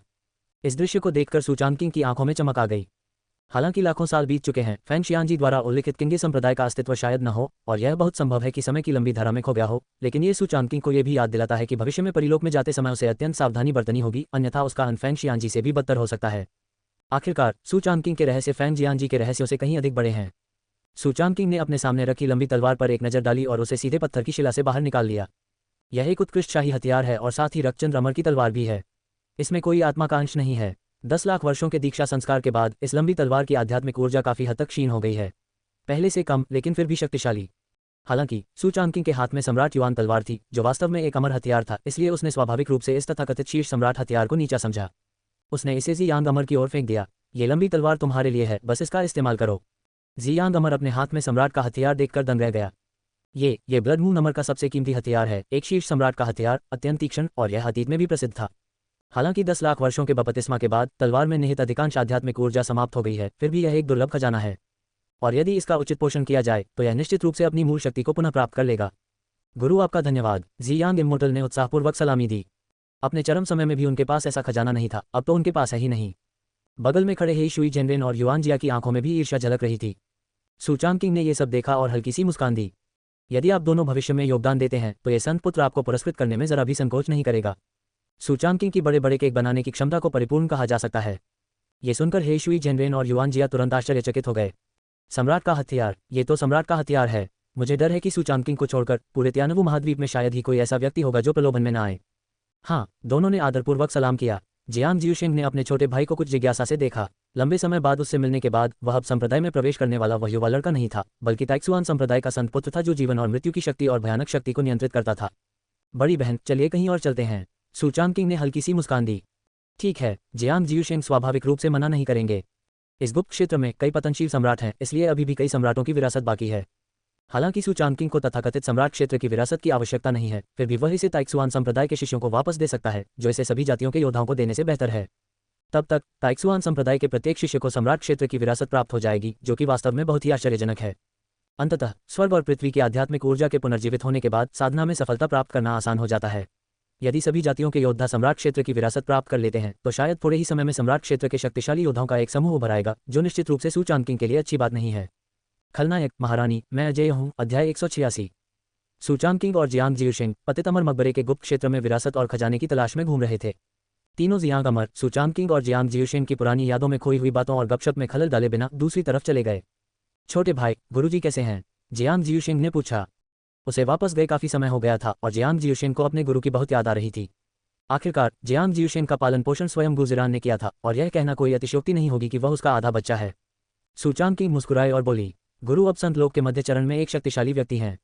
बेशक वाक्य का दूसरा भाग ऐसा भी है जो उसने नहीं कहा, यानी स्वामी पहले से ही उसकी महिला है। बेशक वह बड़ी बहन के सामने ये कहने की हिम्मत नहीं कर रहा था, कम से कम अभी तो नहीं। ये सुनकर जियांग जियुशिंग के चेहरे पर थोड़ी हैरानी छा गई और फिर पल भर में वह खुशी में बदल गई। मुझे गुरुजी की इतनी तीव्र साधना गति की उम्मीद नहीं थी। यह अविश्वसनीय है, लेकिन उनके लिए इतना प्रतिभाशाली होना सामान्य बात है। वैसे छोटी बहन कैसी है? सू चांगकिंग मुस्कुराती रही। वरिष्ठ बहन जुवान ने सर्वोच्च क्षेत्र को पार कर लिया है और उन्हें अपने पिछले जीवन की स्मृति भी जागृत हो गई है। वह एक शक्तिशाली सम्राट का पुनर्जन्म है। बेशक इस वाक्य का दूसरा भाग भी है। सीनियर सिस्टर जुवान अब उनकी प्रेमिका हैं। जियांग जियुशिंग, अरे बाप रे, छोटी बहन का तो ऐसा बैकग्राउंड भी है। जियांग जियुशिंग थोड़ा अचंभित हुए बिना नहीं रह सके। मुझे ऐसा क्यों लगता है कि जिस दौरान मैंने संप्रदाय छोड़ा उस दौरान संप्रदाय में कई ऐसी बड़ी घटनाएं घटी हैं जिन्हें मैं समझ नहीं पा रहा हूँ। गुरु ने इतने कम समय में 2 स्तरों को पार कर लिया और संत स्तर के मध्य चरण को भी पार कर लिया। छोटी बहन ने सर्वोच्च क्षेत्र को पार कर लिया है और वह एक शक्तिशाली सम्राट का पुनर्जन्म है। जहां तक छोटे भाई की बात है, वह तो और भी भयावह है। सम्राट स्तर की सर्वोच्च साधना के साथ वह आसानी से सर्वोच्च स्तर के सबसे शक्तिशाली योद्धा को मार सकता है। दूसरों को बताने में डर लगता है। जियांग जियुशिंग को अचंभित देखकर सू चांगकिंग मुस्कुराया। जैसे ही वे दोनों चल रहे थे, उन्हें थोड़ी दूर पर लड़ाई की आवाज सुनाई दी, जो किसी युद्ध की आवाज लग रही थी। दोनों ने एक दूसरे की ओर देखा और मौन सहमति से युद्ध की दिशा में चल दिए। कुछ ही दूरी पर 10,000 जातियों के 1 दर्जन से अधिक सर्वोच्च योद्धाओं ने कई मानव योद्धाओं को घेर लिया था और ऐसा लग रहा था कि स्थिति अच्छी नहीं है। जब सू चांगकिंग ने उन आंकड़ों को देखा तो वह थोड़ा आश्चर्यचकित रह गया। वेई रांझी, लिन जुआनई, ये सही है। घिरे हुए लोग वेई रांझी और लिन शुवानई थे और वे सर्वोच्च योद्धा थे जो उनकी रक्षा कर रहे थे। इस समय लिन शुवानई के बगल में स्थित तियानजियान संप्रदाय के चौथे वरिष्ठ को दानव जाति के 3 सर्वोच्च योद्धाओं ने घेर लिया था और उनकी चोटें गंभीर और खून से लथपथ थीं। हालांकि उसके पास तलवार चलाने की बहुत शक्तिशाली शक्ति थी, लेकिन उसे न केवल घेराबंदी का सामना करना पड़ रहा था, बल्कि लिन जुवानी की रक्षा भी करनी थी, इसलिए वह स्वाभाविक रूप से थोड़ा अभिभूत था। छोटे भाई, क्या तुम उन्हें जानते हो? जियांग जियुशिंग ने कहा। जी हाँ, वे दोनों तियानजियान संप्रदाय के संत लिन शुवानी और वुजी दानव संप्रदाय के संत वेई रांझी हैं। तियानजियान संप्रदाय और वुजी दानव संप्रदाय के लोग, इसमें कोई आश्चर्य नहीं कि वे इतने परिचित लगते हैं। चूंकि मैं उन्हें जानता हूं, इसलिए मैं कार्रवाई करूंगा। अपनी वर्तमान क्षमता का परीक्षण करना बिल्कुल सही है। अब जियांग जियुशिंग की चोटें पूरी तरह से ठीक हो चुकी हैं और वह बस अपना हाथ आजमाना चाहता है। इसके अलावा इससे पहले भी उस पर 10,000 जातियों ने हमला किया था, जिसके कारण जियांग जियुशिंग उन 10,000 जातियों के योद्धाओं से घृणा करने लगा था। जो लोग मेरी जाति के नहीं हैं, उनके हृदय अलग होंगे। इतना कहने के बाद जियांग जियुशिंग सीधे एक धधकती लाल लंबी तलवार लेकर उड़ गया। सू चांगकिंग ने अपने सामने सब कुछ देखा और बस हल्की सी मुस्कान दी और उसे रोका नहीं। आकाश में एक धधकती लाल फीनिक्स ने दहाड़ लगाई और फिर प्रकाश की एक धारा में परिवर्तित हो गई और एक ही प्रहार में उसने दानव जाति के सर्वोच्च क्षेत्र के एक शीर्ष योद्धा को सीधे मार डाला। ये देखकर शेष सर्वोच्च योद्धा स्तब्ध रह गए। धिक्कार है इन परग्रहियों पर, नरक में जाओ। फेंग लुओ, जियांग जियूशेन कराह उठा और फिर अनगिनत ज्वालाओं ने उसे घेर लिया। अग्नि फीनिक्स का प्रेत प्रकट हुआ और फिर एक के बाद एक अग्नि फीनिक्स प्रकट हुए और फिर 10,000 जातियों के योद्धाओं की दिशा में उड़ गए। बूम, उद्धरण चिन्ह डॉट डॉट डॉट उद्धरण चिन्ह। पलक झपकते ही 10,000 जातियों के 1 दर्जन से अधिक योद्धा अग्नि फीनिक्सों द्वारा तुरंत मार गिराए गए और फिर एक एक करके गिरते चले गए। कुछ ही पलों में जो कुछ घटित हुआ उसकी गति इतनी तेज थी कि वेई रांझी, लिन शुआनी और अन्य मानव योद्धा अभी तक प्रतिक्रिया नहीं दे पाए थे। उन्हें बस इतना याद था कि पहले उन पर 10,000 जातियों के योद्धाओं के एक समूह ने घेरा डाला था और अचानक लाल वस्त्र पहने एक महिला प्रकट हुई और कुछ ही वार में 10,000 जातियों के 1 दर्जन से अधिक योद्धाओं को मार डाला। ऐसी शक्ति सचमुच भयानक थी। आपकी मदद के लिए धन्यवाद परी, लिन जुवानी, वेई रांझी और अन्य ने सम्मानपूर्वक सलामी दी। जियांग जियूशिंग ने अपनी वास्तविक ऊर्जा बिखेरी, सबके सामने उतरे और हल्के स्वर में कहा, इतना विनम्र होने की कोई जरूरत नहीं है, क्योंकि आप मेरे छोटे भाई के दोस्त हैं, इसलिए आपकी मदद करना स्वाभाविक है। छोटा भाई, जियांग जियूशिंग को उसे इस तरह बुलाते हुए सुनकर वहां मौजूद सभी लोग स्तब्ध रह गए। फिर उन्होंने देखा कि पास के घने जंगल से एक परिचित आकृति बाहर निकली। सुशेंगजी, सुचांकिंग को देखकर सबकी आंखें चमक उठी, खासकर वेई रांझी की, जिसकी चमकदार आंखों में थोड़ी हैरानी झलक रही थी। अप्रत्याशित रूप से ये कदम उठाने वाली व्यक्ति सुशेंगजी की बड़ी बहन थी। सुचांकिंग ने हल्की सी मुस्कान के साथ कहा, ये दानव योद्धा तुम्हारा पीछा क्यों कर रहे हैं? सुचांकिंग की बातें सुनकर सबने एक दूसरे की ओर देखा और फिर वेई रांझी ने कहा, कुछ समय पहले हम में से कुछ लोगों को सम्राट स्तर के शक्तिशाली व्यक्तियों की विरासत में मिली Z की 2 पर्चियां मिली, लेकिन हमें यह उम्मीद नहीं थी कि दानव योद्धा हमें निशाना बनाएंगे और उनमें से 1 दर्जन से अधिक हमें घेर लेंगे। सम्राट स्तर की विरासत में मिली Z की पट्टियां पूरे तियानवु महाद्वीप में अनमोल खजाने हैं। इसलिए यह समझना स्वाभाविक है कि सभी को दानव योद्धाओं के एक सर्वोच्च समूह द्वारा शिकार बनाया गया था। यह मुझे विरासत में मिली हुई Z पर्ची है। मेरी जान बचाने के लिए सुशेंगजी को धन्यवाद देने के लिए रांझी ने ये Z पर्ची सुशेंगजी को दी थी। ये कहने के बाद वेई रांझी ने सीधे अंतरिक्ष वलय से विरासत में मिली Z पर्ची निकाली और बिना किसी झिझक के उसे सुचांकिंग के हाथों में थमा दिया और उसके पीछे खड़े वुजी दानव संप्रदाय के दोनों बुजुर्ग तुरंत घबरा गए। ये सम्राट क्षेत्र की विरासत में मिली Z पर्ची है। यदि आप इसे समझ सकते हैं तो भले ही आप सम्राट क्षेत्र को पार न कर पाएं, भविष्य में संघ क्षेत्र को पार करना बिल्कुल निश्चित है और इसमें कोई समस्या नहीं है। लेकिन वेई रांझी ने इसे सुचांकिंग को इतनी आसानी से दे दिया। एक तरफ खड़े जियांग जियूचेंग ने इस दृश्य को दिलचस्पी से देखा, मानो उसने कुछ खोज निकाला हो, और उसकी आंखों में उत्साह और मुस्कान की एक झलक दिखाई दी। ऐसा लगता है कि वुजी दानव संप्रदाय की यह संतनी अपने छोटे भाई से बहुत खुश है। धिक्कार है। इस समय जियांग जियूचेंग तरबूज खाने वाली भीड़ की तरह ताज़ा बड़े तरबूज का पहला निवाला खा रहा था। बेशक उसे यह नहीं पता था कि उस संप्रदाय में 2 और भी बड़े तरबूज उसका इंतजार कर रहे थे। ये देखकर लिन जुवान ने बिना किसी झिझक के अपने द्वारा प्राप्त की गई विरासत की Z पर्ची निकाल ली। जीवन रक्षक कृपा का एहसान चुकाना होगा, सुचांकिंग ने हल्की सी मुस्कान के साथ कहा। कोई जरूरत नहीं, आप इस सम्राट क्षेत्र की विरासत वाली Z पर्ची को संभाल कर रख सकते हैं। सुरक्षा पर ध्यान दें, हम पहले निकलेंगे। सुचांकिंग को सम्राट पद की विरासत बिल्कुल पसंद नहीं थी, इसलिए उसने इसे लेने की जहमत ही नहीं उठाई। हालांकि ऐसा प्रतीत होता था कि इस गुप्त क्षेत्र में सम्राट क्षेत्र की विरासत में मिली कई Z पर्चियां मौजूद हैं, इसलिए सुचांकिंग ने भी उनकी खोज करने की योजना बनाई। इतना कहकर वह और जियांग जियूशिंग मुड़कर चले गए। परी के समान सुंदर और असाधारण शक्ति वाली जियांग जियूशिंग और उसके साथ खड़ी सुचांकिंग को देखकर वेई रांझी के मन में थोड़ी सी आत्महीनता का भाव आ गया। खलनायक महारानी, मैं अजय हूँ। अध्याय 187। सुचांकिंग और जियांग जियूशिंग ने जरा भी संकोच नहीं किया और इस गुप्त क्षेत्र में लूटपाट शुरू कर दी। उन्हें जो भी प्राकृतिक खजाने, विरासत में मिली Z की पट्टियां, जो कुछ भी दिखाई दिया, वे सब कुछ ले गए। अन्य 10,000 जातियों के योद्धाओं के साथ उनकी मुलाकात हुई तो वे निर्दयी साबित हुए और उन्हें सीधे मार डाला। वे दोनों एक दूसरे से अधिक शक्तिशाली थे, इसलिए वे असंख्य 10,000 जातियों के योद्धाओं की संयुक्त सेना का सामना करने से भी नहीं डरे और उन्हें आसानी से मार डाला। 2 दिन बाद छोटे भाई, गिरे हुए अमर मकबरे के गुप्त क्षेत्र की यह यात्रा वास्तव में बहुत फलदायी रही। जियांग जियूशिंग के चेहरे पर थोड़ी खुशी झलक रही थी। ये कहने की जरूरत नहीं है कि उसने अमरता की विरासत प्राप्त कर ली है और ट्रू फीनिक्स एंड बॉडी का विकास और भी आगे बढ़ गया है, बल्कि यह तथ्य कि उसने और सुचांकिंग ने पिछले 2 दिनों में गुप्त क्षेत्र में सम्राट क्षेत्र के शक्तिशाली लोगों के विभिन्न खजाने और विरासत में मिली Z पर्चियों को लूटा है। यह एक बहुत ही भयानक आय है। अब उन दोनों के पास सम्राट साम्राज्य के शक्तिशाली व्यक्तियों की कुल 313 विरासत में मिली Z पर्चियां हैं। ये निश्चित रूप से एक बहुत ही भयावह आंकड़ा है। इसके अलावा यहाँ अनगिनत प्राकृतिक धरोहरें भी हैं। सुचांकिंग के चेहरे पर भी मुस्कान थी। मेरी अच्छी सलाह के लिए धन्यवाद सीनियर सिस्टर। ये सुनकर जियांग जियूशिंग मुस्कुरा उठा। तुम मेरी सीनियर सिस्टर को चिढ़ा रहे हो? उन दोनों ने इतनी तेजी से खोज की और इसका पूरा श्रेय सुचांकिंग को जाता है। यद्यपि उसकी साधना केवल सम्राट स्तर के शिखर पर प्रतीत होती थी, फिर भी उसकी आध्यात्मिक शक्ति जियांग जियूशिंग से कहीं अधिक भयानक थी और उसकी युद्ध क्षमता उससे कहीं श्रेष्ठ थी। यदि इस गुप्त क्षेत्र में उन दोनों को किसी बड़े खतरे का सामना करना पड़ता तो सुचांकिंग के तुरंत कार्रवाई करने से कोई समस्या नहीं होती। इसके अलावा इस दौरान जियांग जियूशिंग की अपने इस छोटे भाई के प्रति अच्छी धारणा बन गई थी। आखिरकार सुचांकिंग ने उसकी जान बचाई थी और उसके बाद की बातचीत काफी सुखद रही, इसलिए स्वाभाविक रूप से उसके मन में उसके प्रति अच्छी धारणा बनी थी। सुचांकिंग मुस्कुराया। इस गुप्त क्षेत्र में सम्राट पद की विरासत लगभग उसके हाथों में थी। जहां तक 10,000 जातियों के उन योद्धाओं की बात है, वे लगभग सभी मर चुके थे और बचे हुए अधिकांश योद्धा मानव थे। ठीक उसी क्षण उन दोनों लोगों से दर्जनों मील दूर अचानक एक भयानक आभा प्रकट हुई। ये नौ ड्रैगन नहीं थे, बल्कि जमीन से उठने वाला एक टेलीपोर्टेशन तंत्र था। वे दोनों लोग तेजी से दौड़कर वहां पहुंचे और वहां योद्धाओं का एकमात्र शेष समूह मौजूद था। लगभग 40 मानव योद्धा जीवित थे और अन्य जातियों के योद्धाओं की बात करें तो केवल 4 या 5 ही बचे थे। सूचांग किंग उन 10,000 जातियों के योद्धाओं को जाने देने के लिए तैयार नहीं था। उसने हाथ हिलाकर 10,000 जातियों के 4-5 योद्धाओं को मार डाला और फिर बड़ी आसानी से उनके द्वारा प्राप्त खजाने और विरासत में मिली ज़ेड की पर्चियों को अपनी जेब में रख लिया। हे शुई झेनरेन, जियांग शियान और युआन जिया को भी काफी लाभ हुआ। वे तीनों जल्दी से सूचांग किंग के पीछे आए और सम्मानपूर्वक खड़े हो गए। सू शेंगजी, मुझे एक सम्राट स्तरीय शक्तिशाली व्यक्ति की विरासत से पता चला है कि यह टेलीपोर्टेशन तंत्र हमें बाहर भेजने के लिए है। ये तंत्र 3 घंटे तक सक्रिय रहेगा। यदि आप इन 3 घंटों के भीतर नहीं निकले तो आप हमेशा के लिए यहीं रह जाएंगे। वेई रांझी आगे बढ़ी और बोली। इस दौरान उन्होंने गुप्त क्षेत्र में बहुत कुछ सीखा और उनकी साधना का स्तर भी सम्राट स्तर के प्रारंभिक चरण से मध्य चरण तक पहुंच गया और उन्हें सम्राट स्तर की विरासत भी प्राप्त हुई। यदि वे गुप्त क्षेत्र छोड़कर कुछ समय तक कड़ी साधना करें तो उनकी शक्ति में निश्चित रूप से बहुत अधिक वृद्धि होगी। ये सुनकर सूचांग किंग ने हल्के से सिर हिलाया। तो फिर चलिए चलने की तैयारी करते हैं। उसके बाद उसने एक कदम बढ़ाया और टेलीपोर्टेशन सरणी पर चल दिया। ये देखकर मानव योद्धाओं का एक समूह उसके पीछे चल पड़ा।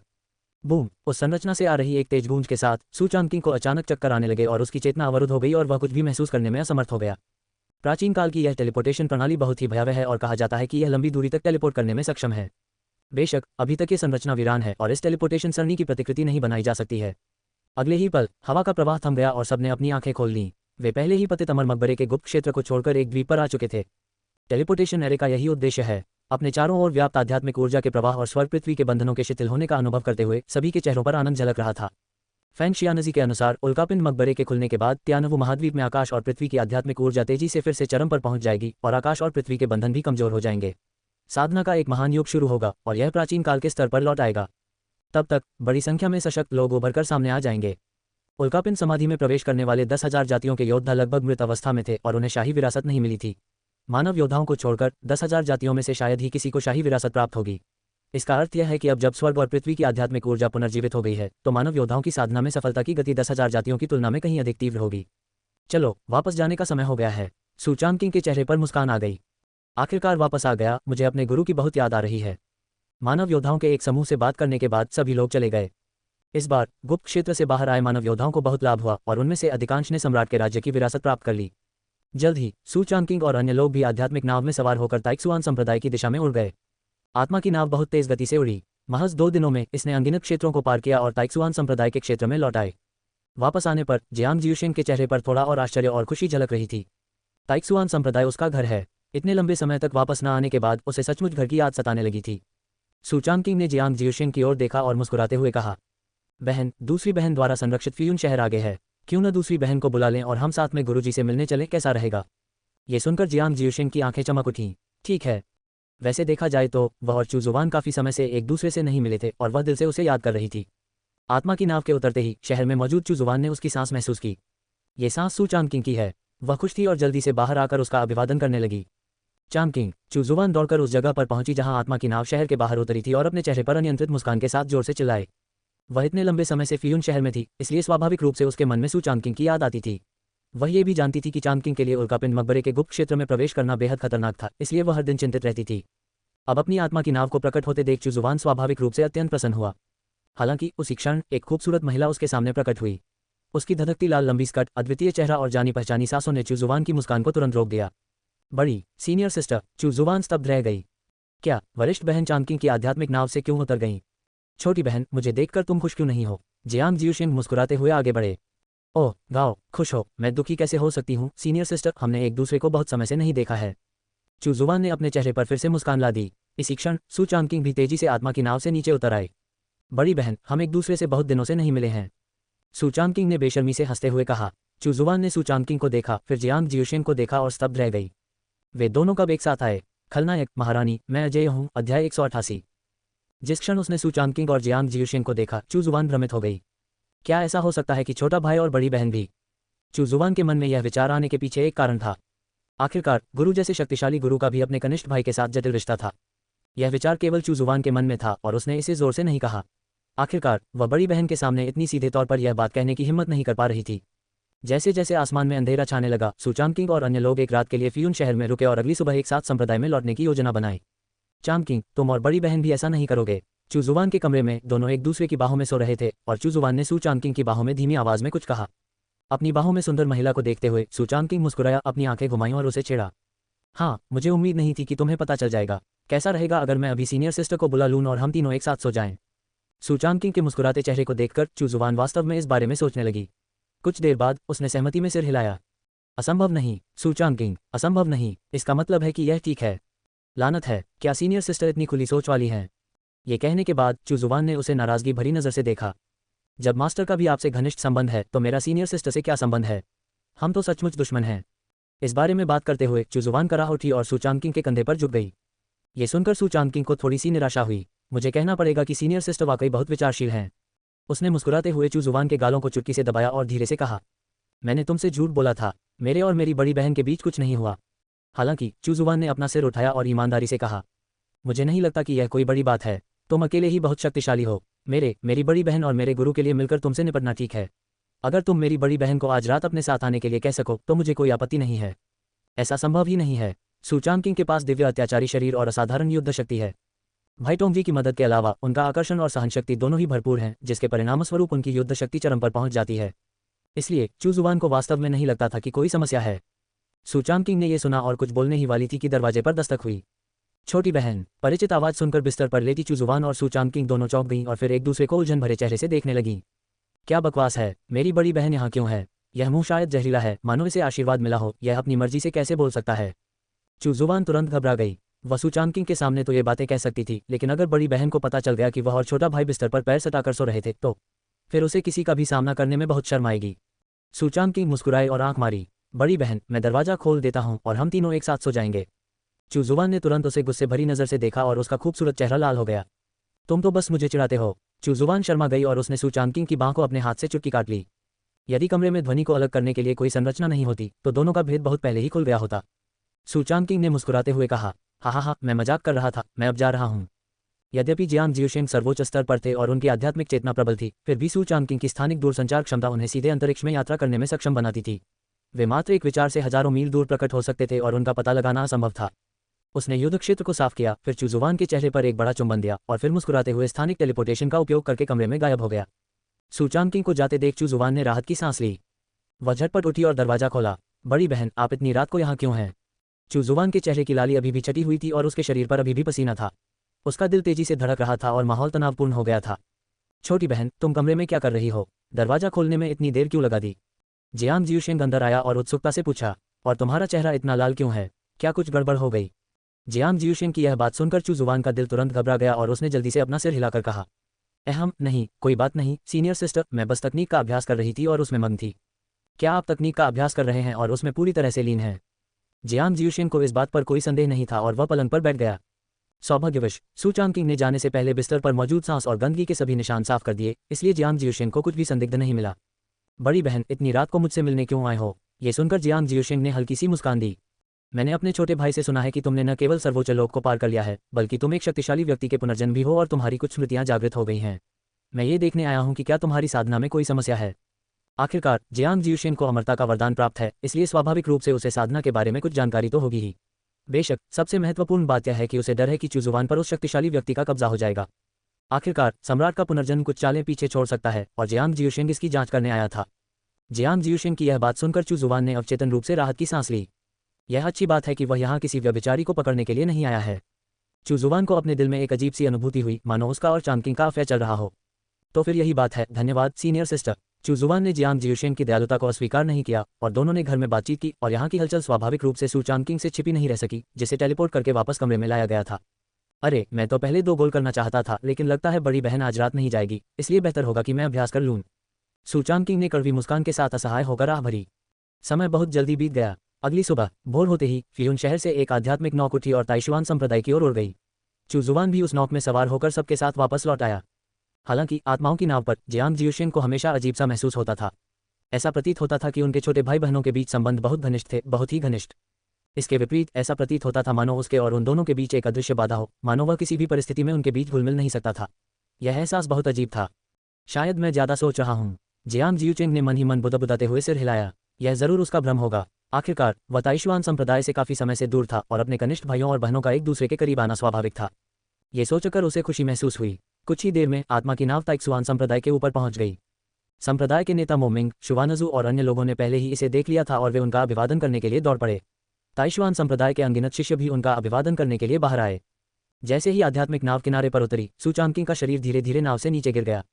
हम पवित्र पुत्र के दर्शन करने आए हैं। ताइक्सुआन संप्रदाय के ऊपर आकाश में वह मधुर आवाज गूंज उठी और अनगिनत शिष्यों ने अपने दिल की गहराई से अपनी भावनाएं व्यक्त की। सु चांगकिंग के चेहरे पर पहले से ज्यादा मुस्कान थी। मोमिंग और जुवानजू भी तेजी से आगे बढ़े और मुस्कुराते हुए बोले, चांगकिंग, तुमने इस गुप्त लोक की यात्रा में बहुत मेहनत की है। आओ मेरे साथ हॉल में चलो। खलनायक, महारानी, मैं अजय हूँ। अध्याय 189। संप्रदाय के सभी शिष्यों को उनके सामने घुटने टेक कर उनका अभिवादन करते और पवित्र पुत्र का जाप करते देख उनकी आंखें श्रद्धा से भरी हुई थीं। इतना ही नहीं, संप्रदाय के गुरु शुवानजू और शीर्ष गुरु भी उनका अभिवादन करने के लिए बाहर आए। जियांग जियुशिंग ने देखा कि उनके गुरु सु चांगकिंग को सौम्य दृष्टि से देख रहे थे। इस दृश्य ने जियांग जियुशिंग को थोड़ा भ्रमित कर दिया। क्या छोटा भाई इतना महान है? बेशक, उसके अलावा बाकी सभी लोग लंबे समय से इसके आदी हो चुके हैं। सभी लोग एक साथ हॉल में दाखिल हुए और सु चांगकिंग मोमिंग के बगल में बैठ गया। हॉल में जियांग जियुशिंग और चुजुवान को छोड़कर वे सभी ताइक्सुआन संप्रदाय के 9 शीर्ष गुरु थे और उनमें से प्रत्येक का एक असाधारण दर्जा था। जियुशिंग, हम देख रहे हैं कि आपकी साधना सर्वोच्च स्तर पर पहुंच चुकी है और आप संत स्तर से केवल एक कदम दूर हैं। यदि आप इस स्तर को पार कर लेते हैं तो हमारे ताइशुआन संप्रदाय की शक्ति में बहुत वृद्धि होगी। अब हमारे ताइशुआन संप्रदाय के युवा शिष्यों में चांगकिंग को छोड़कर आप सर्वथा सर्वश्रेष्ठ हैं। संप्रदाय के प्रमुख मोमिंग ने मुस्कुराते हुए जियांग जियुशिंग से कहा। सु चांगकिंग के आने से पहले जियांग जियुशिंग पूरे ताइशुआन संप्रदाय की सबसे प्रतिभाशाली शिष्या थी। वह ताइशुआन संप्रदाय में पली बड़ी थी और उसका अतीत बेदाग था। उसमें कोई समस्या नहीं थी, इसलिए संप्रदाय प्रमुख और शीर्ष गुरु भी उसके बारे में बहुत चिंतित थे। जियांग जियुशिंग ने मुस्कुराते हुए कहा, संप्रदाय के गुरुजी, आप बहुत दयालु हैं। जियांग जियुशिंग में न तो अहंकार था और न ही अधीरता, जिससे शीर्ष गुरुओं ने थोड़ा सिर हिलाकर उनकी प्रशंसा की। इस समय सभी का ध्यान एक बार फिर सु चांगकिंग की ओर मुड़ गया। चांगकिंग, इस बार उल्कापिंड मकबरे के गुप्त क्षेत्र की तुम्हारी यात्रा कैसी रही? क्या तुम्हें कोई समस्या आए? मोमिंग ने मुस्कुराते हुए कहा। उनके शब्द काफी सौम्य थे। बगल में खड़ी जुवानजू ने भी सिर हिलाया। हाँ, सही कहा, 10,000 जातियों के सभी योद्धा गुप्त क्षेत्र में प्रवेश कर चुके हैं और उनमें से कई शक्तिशाली हैं। आपको कोई चोट तो नहीं आई है ना? जुवानजू ने भी अपनी बात रखी और सहमति जताई। उन्हें चिंता थी कि सु चांगकिंग को चोट तो नहीं लगी। आखिरकार ताइशुआन संप्रदाय के लिए सु चांगकिंग अनमोल रत्न और एकमात्र सदस्य हैं और इसमें कोई गलती नहीं होनी चाहिए, भले ही इस गुप्त लोक की यात्रा से कोई लाभ ना हो। बगल में खड़ा मालिक भी कोमल भाव और स्नेहपूर्ण चेहरे के साथ उधर देखने लगा। आखिरकार इतने सारे लोगों के सामने वह सु चांगकिंग की शारीरिक स्थिति की सार्वजनिक रूप से जांच नहीं कर सकती थी, इसलिए उसके पास आधी रात तक इंतजार करने के अलावा कोई चारा नहीं था ताकि वह चुपके से चांगकिंग के शरीर की जांच कर सके। चिंता मत करो, मैं ठीक हूँ और इस बार उल्कापिंड मकबरे में प्रवेश करने वाले 10,000 जातियों के योद्धाओं में से मेरी मानव जाति को छोड़कर बाकी सभी मर चुके हैं और इस जीवन में कभी बाहर नहीं आएंगे। सु चांगकिंग ने मुस्कुराते हुए कहा और उसने 10,000 जातियों के उन योद्धाओं को बिल्कुल भी गंभीरता से नहीं लिया। 10,000 जातियों के योद्धा, वे तो बस कुछ मुर्गियां और कुत्ते हैं। हालांकि सु चांगकिंग की बातें सुनकर संप्रदाय प्रमुख मोमिंग, जुवानजू और शिखर गुरुओं का एक समूह स्तब्ध रह गया। 10,000 जातियों के सभी योद्धा मर चुके हैं, ये कैसे संभव है? हालांकि सु चांगकिंग की वर्तमान शक्ति सम्राट क्षेत्र के शिखर को पार कर चुकी है, लेकिन 10,000 जातियों के 10,000 योद्धा गुप्त क्षेत्र में प्रवेश कर चुके हैं, जिनमें से अधिकांश सर्वोच्च क्षेत्र में हैं और उनमें से कई तो सर्वोच्च क्षेत्र के शिखर पर भी हैं। सच कहें तो संत क्षेत्र को पार कर चुके कुछ शिखर गुरुओं को छोड़कर बाकी सभी सर्वोच्च क्षेत्र के शिखर पर हैं और 10,000 जातियों के सर्वोच्च क्षेत्र के शिखर योद्धाओं में वे केवल मध्य स्तर पर हैं। अगर वे अंदर चले गए तो हो सकता है कि वे बाहर न निकल पाएं। ये कैसे संभव है चांगकिंग? क्या तुम्हें किसी भयानक आतंक का सामना करना पड़ा? जुवानजू ने थोड़ा भौहें चढ़ाकर उत्सुकता से पूछा। बहुत बड़ा आतंक? मैं ही वह भयानक आतंक हूँ, सु चांगकिंग ने मुस्कुराते हुए कहा। नहीं, उन सभी को मैंने ही मारा था। क्या? सु चांगकिंग के बोलते ही सब लोग स्तब्ध रह गए। क्या उन सभी को सु चांगकिंग ने मारा था? इसी दौरान बगल में बैठे जियांग जियुशिंग ने भी बोलना शुरू किया। छोटे भाई की शक्ति आसमान छूती है। हालांकि वह अभी सम्राट स्तर के शिखर पर ही है, लेकिन अगर छोटा भाई हमला करे तो मैं उसका मुकाबला नहीं कर सकता। अनुभूति, जब सु चांगकिंग ने हमला किया तो सर्वोच्च स्तर के एक शीर्ष योद्धा जियांग जियुशिंग भी उनके प्रतिद्वंद्वी नहीं थे। हे भगवान, क्या ये सचमुच आसमान के इतना करीब है? जब उन्होंने ये खबर सुनी तो संप्रदाय प्रमुख मोमिंग, जुवानजू और शीर्ष स्तर के गुरुओं का एक समूह स्तब्ध रह गया और उनके चेहरे अचानक आश्चर्य से भर गए। ठीक है चांगकिंग, मुझे उम्मीद नहीं थी कि तुम्हारी ताकत इतनी जल्दी बढ़ जाएगी। हाँ, जैसा कि उम्मीद थी, चांगकिंग का यहाँ होना मेरे ताइशुआन संप्रदाय के लिए वाकई एक बड़ा आशीर्वाद है। बिल्कुल सही, आप पवित्र पुत्र कहलाने के योग्य हैं। आपकी उपलब्धियां प्रकृति के समान महान हैं और आपकी शक्ति असाधारण है। सर्वशक्तिमान पवित्र पुत्र, उद्धरण चिन्ह dot dot dot dot dot dot dot उद्धरण चिन्ह। पूरा हॉल पल भर में चापलूसी के हॉल में बदल गया। एक के बाद एक चापलूसी की आवाजें आने लगी और प्रत्येक शीर्ष गुरु सम्मान से परिपूर्ण थे। ये दृश्य जियांग जियुहिंग को अपरिचित सा लगा। उसने पहली बार ऐसा दृश्य देखा था। क्या मेरे ताइशुआन संप्रदाय के 9 शीर्ष गुरु सभी गहन साधना वाले वरिष्ठ गुरु नहीं हैं? ये कैसे हो सकता है?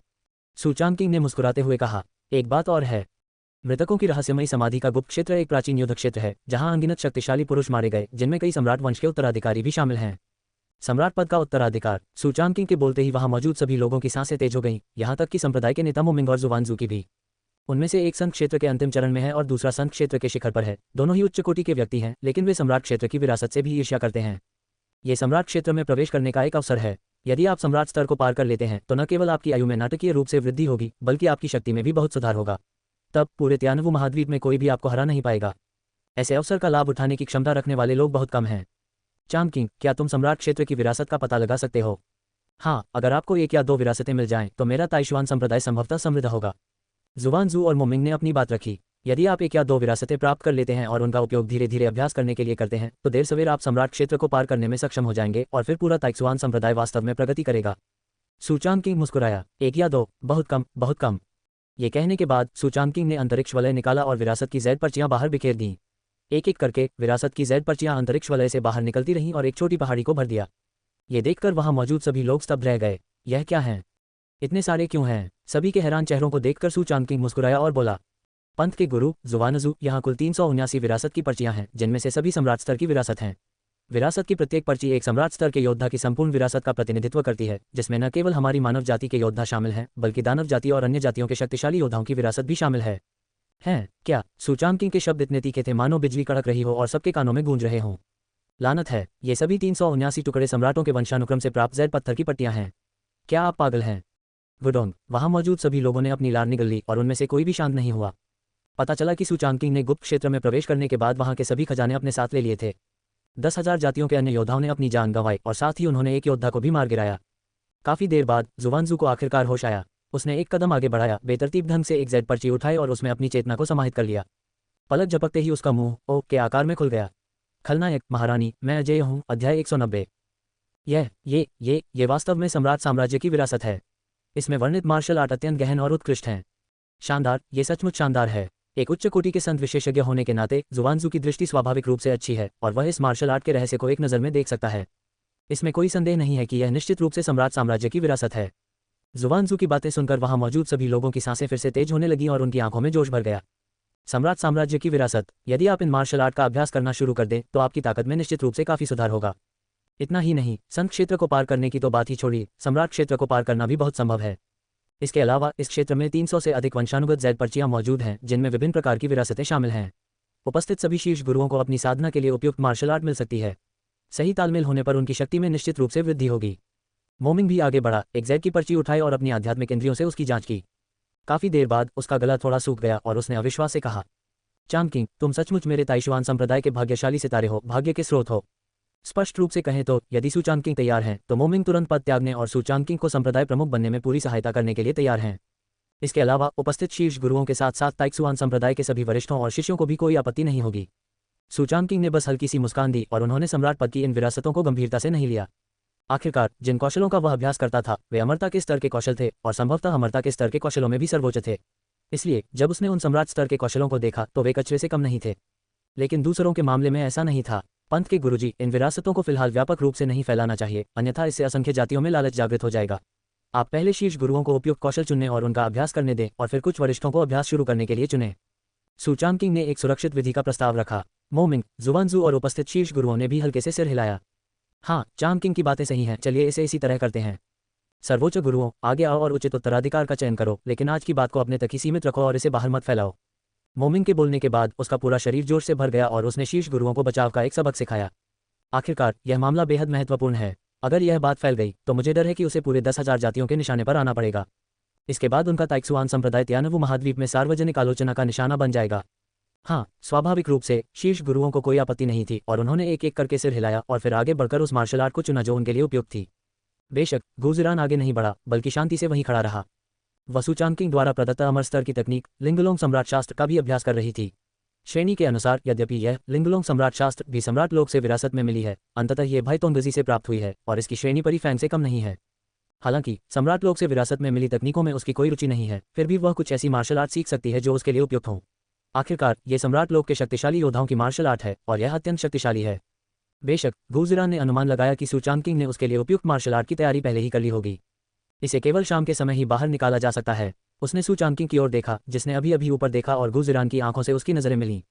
प्रिय स्वामी, उनके होठों के कोने हल्के से ऊपर उठे जिससे एक चाप का आकार बन गया। सुचांग किंग भी मुस्कुराया और अपनी बाहें ऊपर उठाईं। वहां मौजूद सभी लोग विरासत पर ध्यान केंद्रित कर रहे थे और स्वाभाविक रूप से सुचांग किंग और मास्टर के बीच की बातचीत पर किसी का ध्यान नहीं गया। जल्द ही सभी ने अपने लिए उपयुक्त विरासत में मिली Z की पर्चियों का चयन कर लिया और फिर खुशी खुशी एकांतवास में जाने की तैयारी करने लगे। सूचांग किंग ने संप्रदाय के गुरु और शुवानजू से कुछ देर बातचीत की। वे दोनों सम्राट क्षेत्र की विरासत को समझने के लिए इतने उत्सुक थे मानो उन्हें कोई खजाना मिल गया हो, जबकि सूचांग किंग बस मुस्कुराए और गुरु के साथ लिंग्युन शिखर की ओर चल पड़ी। ताइक्सुआन संप्रदाय के आनंद से भिन्न पूरे 10,000 दौड़ का माहौल अब थोड़ा गंभीर है। उल्कापिंड मकबरा बंद है और 10,000 जातियों के योद्धाओं में से कोई भी जो उल्कापिंड मकबरे में दाखिल हुए थे वापस बाहर नहीं निकल पाया। दूसरे शब्दों में कहें तो 10,000 जातियों के दसियों हजार योद्धा उल्कापिंड मकबरे में मारे गए। ये ध्यान देने योग्य है कि उल्कापिंड मकबरे में प्रवेश करने वाले इन योद्धाओं में से अधिकांश 10,000 जातियों के कुलीन वर्ग हैं, उनमें से प्रत्येक सर्वोच्च क्षेत्र में है और यहाँ तक कि सर्वोच्च क्षेत्र के कई शीर्ष योद्धा भी इसमें मारे गए हैं। सर्वोच्च स्तर के अधिकांश शीर्ष योद्धाओं को पवित्र लोक में प्रवेश करने का अवसर मिलता है। ये कहा जा सकता है कि वे 10,000 जातियों में पवित्र क्षेत्र से नीचे के परम कुलीन वर्ग हैं। इस समय दानव वंश का हॉल धिक्कार है, मेरे दानव वंश के जितने भी योद्धा सर्वोच्च लोक में गए उनमें से कोई भी वापस नहीं आया। न केवल मेरा दानव वंश बल्कि मैंने सुना है कि दानव वंश, देव वंश और अन्य 10,000 वंश गुप्त लोक से जीवित बाहर नहीं आए। ये पतित अमर मकबरा वास्तव में बहुत भयानक है। इसके अंदर क्या है? मैंने सुना है कि गिरे हुए अमर मकबरे से दर्जनों मानव योद्धा बाहर आए हैं। क्या इस मानव जाति ने कुछ अविश्वसनीय हासिल कर लिया होगा? ये बहुत संभव है कि मेरे दानव योद्धाओं का पतन मानव जाति से संबंधित हो। मेरी राय में मानव जाति को बहुत सारे अवसर मिले होंगे। बेहतर यही होगा कि युद्ध शुरू किया जाए और इन अवसरों का लाभ उठाया जाए। हाँ, ये सही है। उद्धरण चिन्ह अल्पविराम उद्धरण चिन्ह। ये दृश्य अन्य दौड़ में भी देखने को मिला। गिरे हुए अमर मकबरे के गुप्त क्षेत्र से दर्जनों मानव योद्धा वास्तव में जीवित बाहर आ गए। अंदर क्या है? वहीं पर अनगिनत सम्राट और अमर योद्धाओं का पतन हुआ। कोई यह विश्वास नहीं करेगा कि वहां कुछ भी अच्छा नहीं है। पल भर में ही पूरी जाति बेचैन हो गई, खासकर यह जानकर कि दर्जनों इंसान जीवित बच गए हैं और हर कोई और भी लालची हो गया। सम्राट बनने का अवसर कौन नहीं पाना चाहता? बेशक सूचांग किंग, जो लिंग्युन शिखर पर बहुत दूर है, स्वाभाविक रूप से इन सब बातों से अनजान है। इस समय वह गुरु की गुफा में आमने सामने बात कर रहा है, लेकिन यह उस तरह की बातचीत नहीं है। आखिरकार जियांग जियुचेंग और चुजुवान अभी भी वहीं हैं। चांग किंग, पतितमर समाधि के गुप्त क्षेत्र की इस यात्रा से बहुत लाभ हुआ है। यदि तुम इस विरासत को पूरी तरह से आत्मसात कर लो तो मुझे डर है कि मेरा ताइशुआन संप्रदाय थोड़े ही समय में अपनी शक्ति बढ़ा लेगा। गुजिरान ने आध्यात्मिक चाय की एक घूंट ली और खिलखिलाकर हंस पड़ी। दरअसल न केवल अल्पकालिक रूप से बल्कि दीर्घकालिक दृष्टिकोण से भी ताइक्सुआन संप्रदाय का विकास और भी भयावह होगा। यदि कोई शक्तिशाली सम्राट उभरता है तो इससे निस्संदेह पूरे ताइक्सुआन संप्रदाय को उन्नति प्राप्त करने में मदद मिलेगी। ये सब गुरुजी की कृपा से ही संभव हुआ है, वरना मुझे ऐसा अवसर कैसे मिल पाता? सूचांग किंग ने चालाकी से कहा। ये शब्द सुनकर गुजिरान मुस्कुराए और अपनी भौहें ऊपर उठाईं। हालांकि उसने कुछ कहा नहीं, लेकिन मन ही मन सूचांग किंग की तारीफ सुनकर उसे बहुत खुशी हुई। आखिरकार ये शब्द सूचांग किंग के मुख से निकले थे। उसके बगल में बैठी जियांग जियुरान थोड़ी हैरान रह गई और अचानक उसके मन में फिर से एक अजीब सा विचार आया। ऐसा क्यों लगता है कि गुरु और कनिष्ठ भाई के बीच का रिश्ता इतना घनिष्ठ है? विशेष रूप से तुलना करने पर ऐसा लगता है कि वह एक बाहरी व्यक्ति है। हो सकता है यह एक भ्रम हो। जियांग जियुरान ने अपना सिर हिलाया और इसके बारे में सोचना बंद कर दिया। खलनायक महारानी, मैं अजय हूँ। अध्याय 191। जियुरान, तुम्हारी साधना संत स्तर को पार करने ही वाली है ना? गुशिरान ने जियांग जियुरान की ओर देखा और मुस्कुराते हुए कहा। वह स्वाभाविक रूप से अपने दिल में इस वरिष्ठ शिष्य को पसंद करती थी। आखिरकार गुशिरान ने ही उसे बचपन से पाला था और सूचांग किंग के अलावा उन दोनों का रिश्ता सबसे घनिष्ठ था। जी हाँ गुरुजी, मैं अगले कुछ दिनों में संतलोक में प्रवेश करने की योजना बना रहा हूँ, जियांग जियुरैन ने सम्मानपूर्वक कहा। उसने गुप्त क्षेत्र में फैंग शियानजी की विरासत प्राप्त कर ली। उसे न केवल विरासत में मिली जेड पर्ची मिली, बल्कि उसके स्वयं के सच्चे फीनिक्स संत शरीर में भी काफी सुधार हुआ। ये सफलता 100% सफल नहीं है, लेकिन पूरी तरह से निश्चित है, कोई समस्या नहीं है।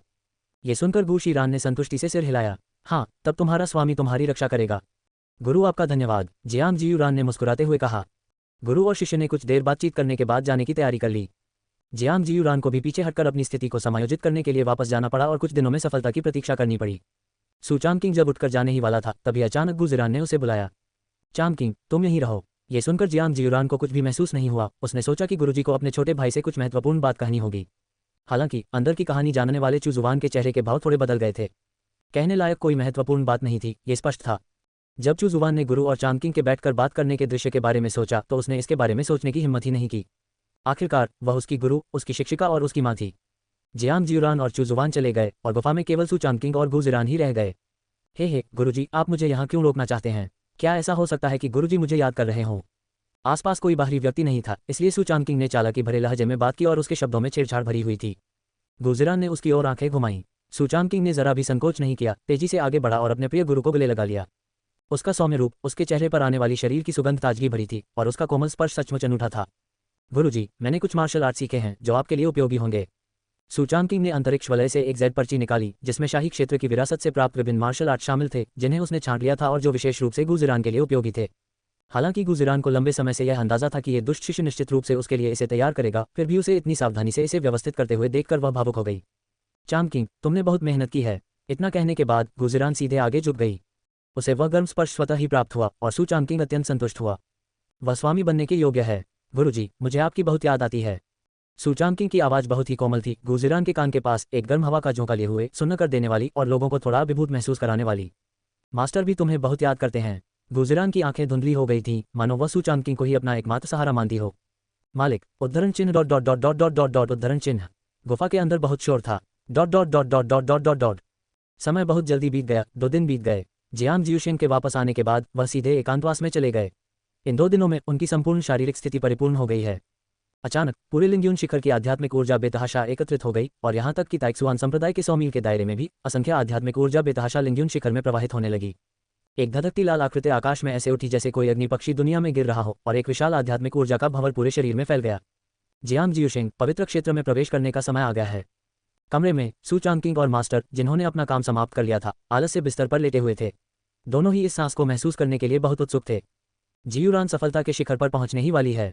गुजिरान का चेहरा खुशी से चमक उठा और फिर वह और सू चांगकिंग ने जल्दी से अपने कपड़े पहने और गुफा से बाहर निकल गए।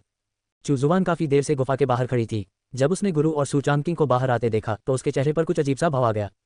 2 दिन, पूरे 2 दिन। बेशक उसे मास्टर के प्रति कोई ईर्ष्या नहीं थी। आखिरकार गुजिरान न केवल उसकी गुरु थी, बल्कि वह चांगकिंग के साथ लंबे समय से जुड़ी हुई थी। दूसरे शब्दों में कहें तो वह तीसरी पार्टी थी। इसलिए स्वाभाविक रूप से कोई ईर्ष्या नहीं थी, लेकिन जलन जरूर थी। चूजुआन की कुछ नाराजगी भरी आंखों को देखकर सू चांगकिंग ने चुपके से अपनी बाहें ऊपर उठा लीं। बेशक इस समय सबकी निगाहें जियांग जियूरान पर ही टिकी हुई थीं। इस समय वह एक नाजुक मोड़ पर पहुंच चुकी थी। आकाशीय विपत्ति की 9 परतें गिरी और बैंगनी गर्जना वाली विपत्ति में सब कुछ समतल करने की शक्ति थी। हालांकि जियांग जियूशिंग के लिए ये सब कुछ भी नहीं था। आखिरकार उसके पास सच्चा फीनिक्स संत शरीर और फीनिक्स परी की विरासत थी। उसके लिए स्वर्गीय आपदा का सामना करना और संत बनना कोई मुश्किल बात नहीं थी। बूम, धमाका, 8 दिव्य आपदाएं एक के बाद एक आईं और जियांग जियूशिंग पर बरस पड़ीं। जियूरान उन्हें कोई नुकसान नहीं पहुंचा सकीं। उन्होंने कराहते हुए आकाश की ओर देखा। उनकी चमकीली आंखों में लाल लपटें कौंध गईं, मानो वे आकाश और पृथ्वी को निगल रही हों। तूफान की विपत्ति, बस इतना ही। जियांग जियूरान की गर्जना के साथ 9वीं स्वर्गीय आपदा आई, फिर भी वह उसे कोई नुकसान पहुंचाने में असमर्थ रही। गरज चमक का संकट समाप्त हो गया है। तब यह आंतरिक राक्षसी विपत्ति होती है। जियांग जियूरान के लिए वज्रपात की परीक्षा सरल है और आंतरिक दानवपात की परीक्षा तो और भी सरल है। आखिरकार वह गुजिरान नहीं है। जब गुजिरान ने आंतरिक दानव परीक्षा उत्तीर्ण की तो उसका मन सू चांगकिंग के बारे में ही सोच रहा था। अगर सू चांगकिंग के पास 100% पवित्र गोली न होती तो मुझे डर है कि गुजिरान सफल न हो पाती।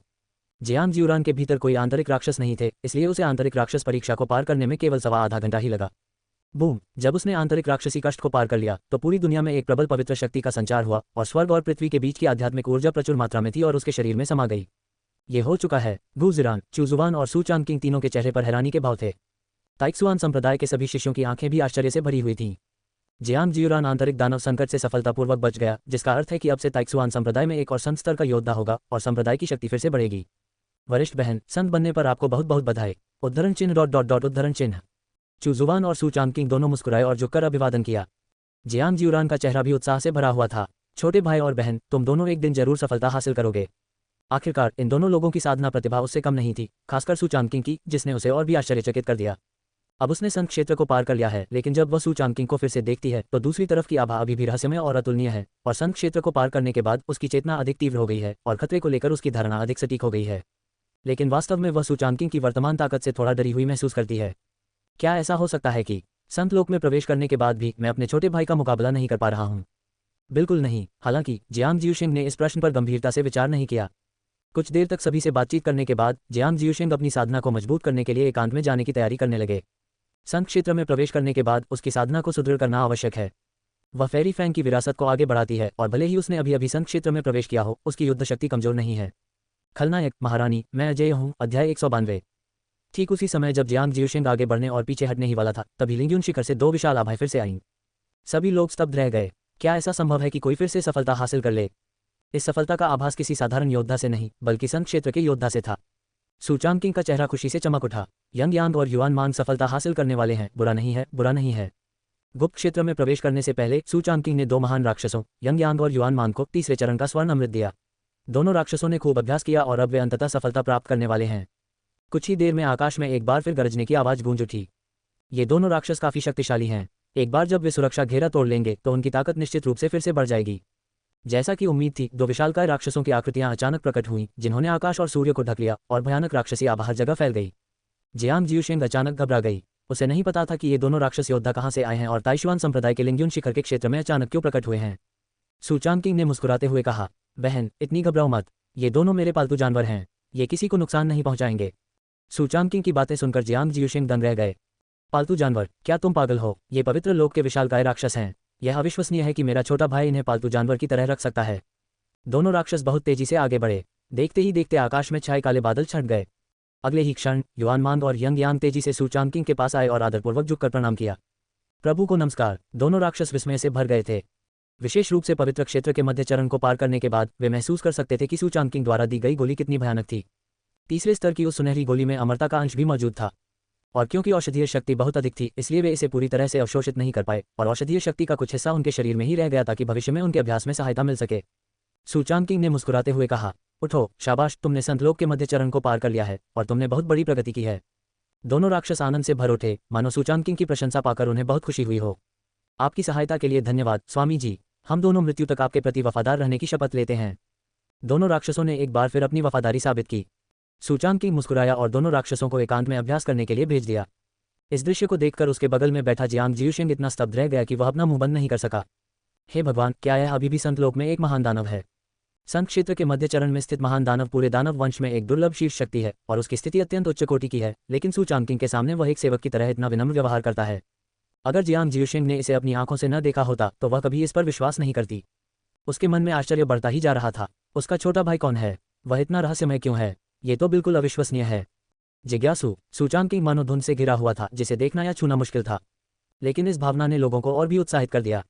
कुछ देर बातचीत करने के बाद वे सभी वापस अपने विश्राम स्थल पर चले गए। सूचांग किंग अपने घर लौट आया।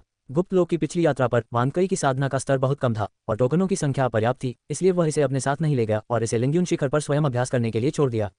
अब जब वह वापस आ गया है तो इस व्यक्ति की साधना में बहुत सुधार हुआ है। उसने सम्राट स्तर के मध्य चरण को पार कर लिया है और उसका शरीर बहुत मजबूत हो गया है। सूचांग किंग को आते देख वानकई ने आज्ञाकारी भाव से उनका अभिवादन किया। सूचांग किंग के बगल में कुंडली मारकर बैठ गया और उसका चेहरा आज्ञाकारिता से भरा हुआ था। सूचांग किंग मुस्कुराए और बोली, इस बार मैं तुम्हारे लिए कुछ अच्छा लाया हूँ। जैसा कि उसने कहा, उसने एक जुलोंग गोली निकाली जो ड्रैगन वंश को उसकी पैतृक अवस्था में वापस ला सकती है। यदि आप जुलोंग की शक्ति का अंश भी प्राप्त कर लें तो ये कहना कोई अतिशयोक्ति नहीं होगी कि आपकी शक्ति में निश्चित रूप से बहुत वृद्धि होगी। गोली को देखते ही वानकई की रक्त शक्ति में सूक्ष्म उत्तेजना उत्पन्न हुई। उसकी आंखें खुशी से भर उठीं और उसने अपनी जीभ बाहर निकालकर सूचांग किंग के शरीर को अत्यंत विनम्रता से चाटना शुरू कर दिया। सूचांग किंग मुस्कुराए और बोली, अगर तुम पैतृक ड्रैगन की रक्तरेखा को जागृत नहीं कर सकते तो देखो मैं तुम्हारी पिटाई कैसे करता हूँ। ये सुनकर वानकई पीछे हट गया।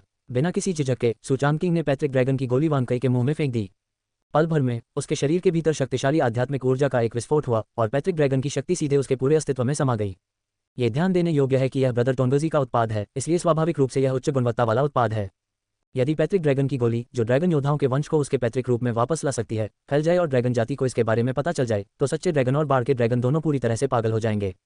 पल भर में ही काले बादल फिर से घिर आए। ताइशुआन संप्रदाय के अनगिनत शिष्य पूरी तरह से अचंभित थे। ये सोचकर हैरान थे कि आज क्या हो रहा है, क्योंकि एक के बाद एक शक्तिशाली व्यक्ति अगले स्तर पर पहुंच रहे थे। वानकई का शरीर धीरे धीरे फैलकर बड़ा होता गया। वह पलक झपकते ही आकाश में तैरता हुआ बादलों के बीच छिप गया। आसमान में बिजली कड़की और यह घटना बेहद दुर्लभ थी। क्या ये चांद किंग का ड्रैगन नहीं है? क्या ये दीवार तोड़कर बाहर निकल आएगा? आकाश के ऊपर के दृश्य को देखते हुए मोमिंग का चेहरा मुस्कान से भरा हुआ था। उसके चेहरे पर हैरानी के भाव भी दिखाई दिए। उसके पीछे खड़े जुबान जू ने हैरानी से कहा, नहीं, ये सिर्फ एक बड़ी सफलता नहीं है, मुझे डर है कि इससे स्थिति और बिगड़ सकती है। प्रतिगमन, मोमिंग की आंखें चौड़ी हो गईं। वास्तव में जहां वानकई था वहां ड्रैगन रक्त की शक्ति अत्यंत भयानक थी और वह लगातार बढ़ती जा रही थी। आकाश और पृथ्वी के बीच एक विशाल ड्रैगन शक्ति प्रकट हुई जिससे कम साधना वाले अनगिनत योद्धा भी दबे हुए महसूस कर रहे थे। विशेषकर उन राक्षसों में उनके शरीर में मौजूद रक्त शक्ति से एक भयावह आभा का हल्का सा एहसास होता था। बूम, असंख्य बिजली कड़की और वानकई के शरीर ने सीधे तौर पर इसका प्रतिरोध किया। सूचांग किंग ने गौर किया कि उस व्यक्ति के शरीर में बदलाव आ गया था। उसका मूल हरा ड्रैगन जैसा शरीर धीरे धीरे काला हो गया था और उसके शरीर पर दिखने वाला वैभव और भी गहरा हो गया था। ऐसा लगता है कि यह सफल होगा। सूचांग किंग मुस्कुराया, उसकी आंखों में थोड़ी खुशी झलक रही थी। वानकई का प्रतिगामी रक्त भी उसके लिए एक अच्छा सहायक है। सूचांग किंग को यह नहीं पता था कि पूर्वज ड्रैगन के रक्त वाला ड्रैगन कितना शक्तिशाली था, लेकिन यह निश्चित रूप से भयानक था। गर्जन, जैसे ही आखिरी बिजली गिरी, वानकई ने आकाश में दहाड़ मारी और असली अजगर का शरीर आकाश में उग्र रूप से लहराया और फिर सूचांग किंग की ओर उड़ गया। गुरु, गुरु यिन, एक तीखी आवाज सुनाई दी और यह आवाज बहुत बचकानी थी, जैसे किसी 4 या 5 साल के बच्चे की हो। सूचांग किंग स्तब्ध रह गया। अपने सामने वानकई के विशाल शरीर को देखकर उसकी आंखें अचानक चौड़ी हो गईं। वह विश्वास से भर गया। वांगसाई, क्या तुम बात कर रहे हो? जी हाँ मास्टर यिन, ये मैं ही हूँ। वानकई की आवाज धारा प्रवाह नहीं थी। आखिरकार ये पहली बार था जब उसने मानव भाषा बोली थी और वह इसमें निपुण नहीं था। अच्छा लड़का, वह इंसानी भाषा बोल सकता है। हालांकि यह बहुत बचकाना लगता है, लेकिन ये सामान्य है। आखिरकार वान कई को पैदा हुए 1 साल से भी कम समय हुआ है। दूसरे शब्दों में कहें तो इतने विशाल शरीर के साथ वह केवल 1 वर्ष का ही है। वान कई, क्या तुम्हारे अंदर पूर्वज ड्रैगन का रक्त है? सू चांगकिंग ने उत्सुकता से पूछा। मैं इस व्यवस्था का स्वामी हूँ। मुझमें पूर्वज ड्रैगन का रक्त है। तो क्या आपने कोई प्रतिभा जागृत की है? सू चांगकिंग ने उत्सुकता से पूछा। प्रतिभा, मैं अंतरिक्ष और शून्यता की शक्ति को नियंत्रित कर सकता हूँ। सू चांगकिंग, नियंत्रण क्षेत्र, क्या आप शून्यता की शक्ति रखते हैं? खलनायक, महारानी, मैं अजय हूँ। अध्याय 193। अंतरिक्ष की शक्ति, शून्यता की शक्ति। हालांकि सू चांगकिंग के मन में पहले से ही कुछ अनुमान थे, लेकिन वह जानता था कि वान कई, जिसके खून में पैतृक ड्रैगन का अंश है, उसमें निश्चित रूप से एक भयानक प्रतिभा होगी। हालांकि यह उनकी अपेक्षा से परे था कि वे एक ही समय में अंतरिक्ष की शक्ति और शून्यता की शक्ति को नियंत्रित कर सकते हैं। ये बिल्कुल अविश्वसनीय था। इसके अलावा पैतृक ड्रैगन गोली के प्रभाव के बाद वान कई की शक्ति सर्वोच्च क्षेत्र के प्रारंभिक चरण तक बढ़ गई थी और उसकी युद्ध शक्ति असाधारण थी। सू चांगकिंग ने अनुमान लगाया कि वान कई की ताकत संभवतः साधारण संघ क्षेत्र के प्रारंभिक चरण के शक्तिशाली व्यक्तियों के बराबर थी। आखिरकार पैतृक ड्रैगन का खून अभी भी काफी भयानक था और विभिन्न स्तरों पर लड़ना सामान्य बात थी। वान कई की शक्ति को महसूस करने के बाद उसने उसे अभ्यास के लिए भेज दिया। सू चांगकिंग ने दोबारा खुद को छूट नहीं दी। आखिरकार अपने गुरु के साथ अभ्यास करने से उसकी मौजूदा ताकत में कोई खास वृद्धि नहीं हुई थी। और इस बार 10,000 जातियों के सभी योद्धा गुप्त लोक में मारे गए और केवल मानव जाति ही जीवित बचकर बाहर आए। उस समय सभी जातियों के वे योद्धा गुप्त क्षेत्र में मानव जाति द्वारा प्राप्त विरासत को प्राप्त करने के लिए एकजुट होने की संभावना रखते हैं। उस समय यह न केवल ताइशुआन संप्रदाय के लिए मुसीबत होगी, बल्कि मानव जाति को सभी जातियों के दबाव का सामना करना पड़ेगा। उल्टे हुए घोंसले के नीचे कोई भी अंडा सुरक्षित नहीं बचेगा। मानव योद्धा होने के नाते सू चांगकिंग स्वाभाविक रूप से इससे अछूता नहीं है। इसलिए उसकी साधना में जल्द से जल्द सुधार करना सर्वोच्च प्राथमिकता है। अपने निवास पर लौटकर सू चांगकिंग ने बिना किसी झिझक के तीसरी बार ली जाने वाली सुनहरी गोली निगल ली। उसने पहले इस चीज को नहीं निगला था क्योंकि सू चांगकिंग पहले कमजोर था और इस गोली की जबरदस्त औषधीय शक्ति को सहन नहीं कर सकता था। लेकिन अब कोई समस्या नहीं है। बूम! जैसे ही उसने गोली निली, उसके शरीर में उसकी अपार औषधीय शक्ति का विस्फोट हो गया। मुझे इस तीसरे चरण की सुनहरी गोली की औषधीय शक्ति इतनी भयावह होने की उम्मीद नहीं थी। हालांकि मेरे 9 दांतियान इसे एक साथ अवशोषित कर लेते हैं, जो कि बहुत तेज है। सू चांगकिंग ने मन ही मन कुछ बुदबुदाया। फिर उसने अपना ध्यान केंद्रित किया और पूरी ताकत से उसे आत्मसात कर लिया ताकि वह इस बाधा को पार कर सके। अल्पविराम अल्पविराम अल्पविराम। इस समय देववंश, धिक्कार है, मेरे सभी गॉड क्लैन योद्धा उल्कापिन मकबरे के गुप्त क्षेत्र में मारे गए। अत्याचारी देवराज ने गुस्से से भरी एक गुरगुराहट भरी आवाज निकाली। उसकी आंखों में थोड़ी सी नाराजगी झलक रही थी। इस बार कई सारे देववंशी योद्धा गुप्त क्षेत्र में प्रवेश कर गए, जिनमें से 8 उसके अधीनस्थ थे। अप्रत्याशित रूप से वे सभी यहाँ मारे गए। वह भी गुप्त क्षेत्र से सम्राट क्षेत्र में प्रवेश करने का मौका पाने के बारे में सोच रहा था, लेकिन अब ऐसा कोई मौका नहीं है। दूसरी ओर शीत चंद्रमा देवता राजा ने कहा, इस बार उल्कापिन मकबरे के गुप्त क्षेत्र में प्रवेश करने के बाद केवल मानव योद्धा ही जीवित बाहर आए। मेरे विचार से उन मानव योद्धाओं को बहुत सी अच्छी चीजें प्राप्त हुई होंगी। इतना खराब भी नहीं। उद्धरण चिन्ह अल्पविराम अल्पविराम अल्पविराम उद्धरण चिन्ह। देवराजों की सांसें तेज होने लगीं। आपको यह अवश्य ही ज्ञात होगा कि उल्कापिन समाधि के गुप्त क्षेत्र में सम्राट क्षेत्र में प्रवेश करने की अनगिनत विरासतें मौजूद हैं। यदि आप उन्हें प्राप्त कर लेते हैं तो भविष्य में सम्राट क्षेत्र में प्रवेश करने में निश्चित रूप से बहुत लाभ होगा। मुझे डर है कि दूसरी जातियां भी यह जानती हैं, इसलिए हमें जल्दी से कार्रवाई करनी होगी और दूसरी जातियों से पहले मानव जाति द्वारा अर्जित खजाने को जब्त करना होगा। हाउयुए देवराजा ने बात की, जिससे सभी देवराजाओं ने सिर हिलाया। हाँ, ऐसे अवसर और खजाने उनकी महान देववंश के ही होने चाहिए। अन्य जातियां उन संसाधनों और खजानों पर अधिकार करने के योग्य नहीं हैं। मुख्य आसन पर बैठे त्यानशिंग देवराजा ने एक क्षण के लिए विचार किया, अपनी आंखें सिकुड़ी और फिर एक निर्णय लिया। 3 दिन बाद ताइक्सुआन संप्रदाय में सेना भेजी जाएगी। मेरे और लेंगयू देवराजा को छोड़कर सभी युद्ध में जाएंगे। ताइक्सुआन संप्रदाय का नाश होना चाहिए और ताइक्सुआन संप्रदाय के पवित्र पुत्र सू चांगकिंग की मृत्यु होनी चाहिए। त्यानशिंग देवराजा की आंखों में हत्या करने के इरादे की झलक दिखाई दे रही थी। इस बार 7 देवराजों को भेजा गया और ताइक्सुआन संप्रदाय को नष्ट करने के लिए देव जाति की पूरी योजना का खुलासा किया गया। गुप्त क्षेत्र में मौजूद खजानों को जब्त करने के अलावा उनका इरादा ताइक्सुआन संप्रदाय को नष्ट करना भी था।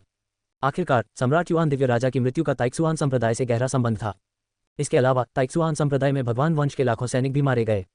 हाँ, सभी देवराज खड़े हो गए, उनकी आंखों में तीव्र उत्साह झलक रहा था।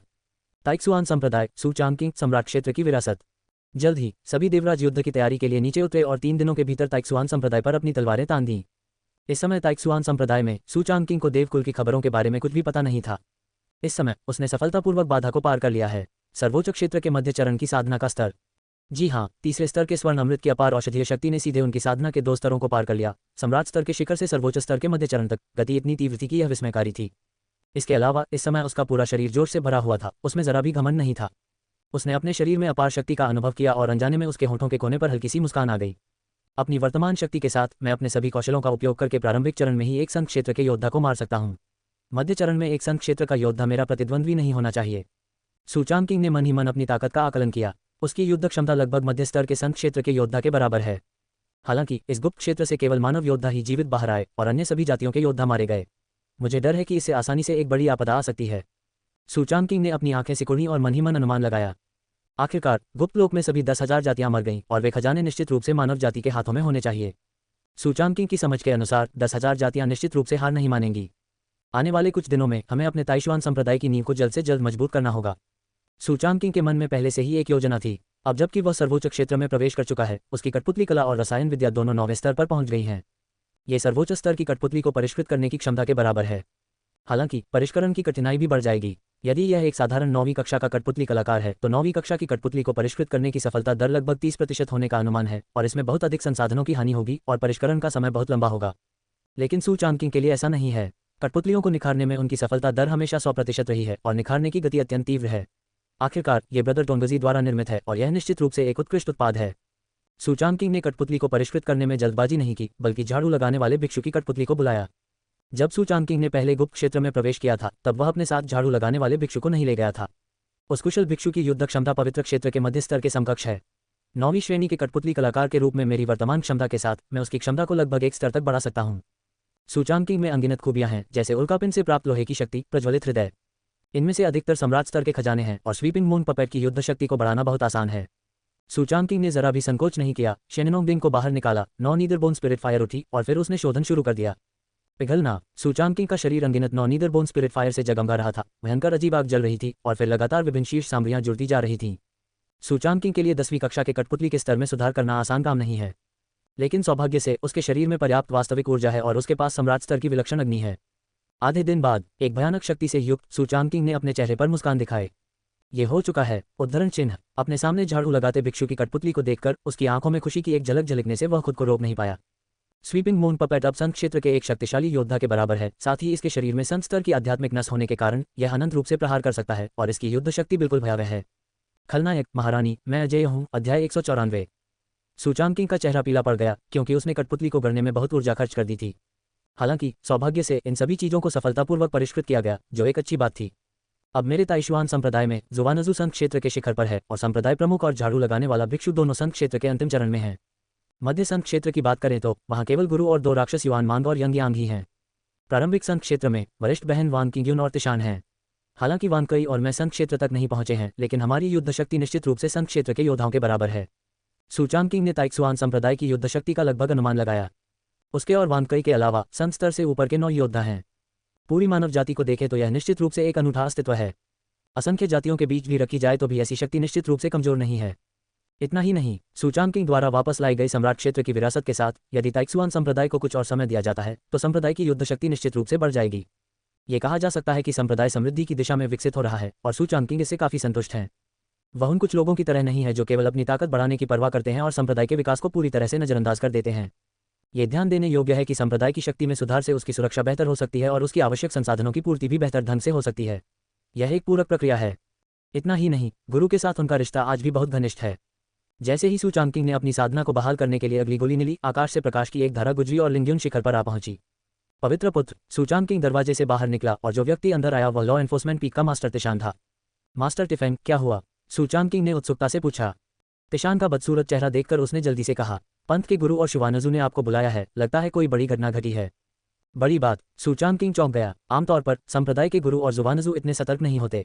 जरूर कोई बड़ी घटना घटी होगी। उसके मन में कुछ अनुमान थे। यह मामला 10,000 जातियों से संबंधित हो सकता है। तो फिर चलिए चलते हैं। उसने जरा भी संकोच नहीं किया और तिशान के पीछे पीछे मुख्य शिखर तक चला गया। हॉल में केवल शुवानजू और संप्रदाय प्रमुख मोमिंग ही मौजूद थे। दोनों बेहद बदसूरत दिख रहे थे और अभ्यास के लिए पीछे हटने का मूल इरादा अब खत्म हो गया था। पंथ के गुरु, जुवानजू, क्या हुआ? सूचान किंग ने हॉल में प्रवेश करते ही पाया कि वे दोनों बदसूरत दिखते हैं और वह बोलने से खुद को रोक नहीं सका। मोमिंग और जुवानजू ने एक दूसरे को देखा और फिर धीमी आवाज में कहा, चाम किंग, मैंने तुम्हें यहाँ इसलिए बुलाया है क्योंकि मुझे खबर मिली है कि देवकुल युद्ध की तैयारी कर रहा है और उनका निशाना मेरा ताइशुआन संप्रदाय है। सूचान किंग, ओह। उसके मन में कुछ अनुमान थे, इसलिए सूचान किंग ने आश्चर्य से केवल ओह कहा, लेकिन उसने इस बारे में ज्यादा नहीं सोचा। हालांकि उसे यह उम्मीद नहीं थी कि सबसे पहले बाहर निकलने वाला देववंश होगा। ये लोग बहुत घबराए हुए हैं। सूचान किंग ने अपनी आंखें सिकुड़ी। उसकी आंखों में हत्या का भाव झलक रहा था। चाम किंग, मुझे डर है कि वे सम्राट पद की विरासत के लिए यहाँ आए हैं। अब देववंश की सेना निकल पड़ी है और कहा जाता है कि उसमें 6 देवराज हैं।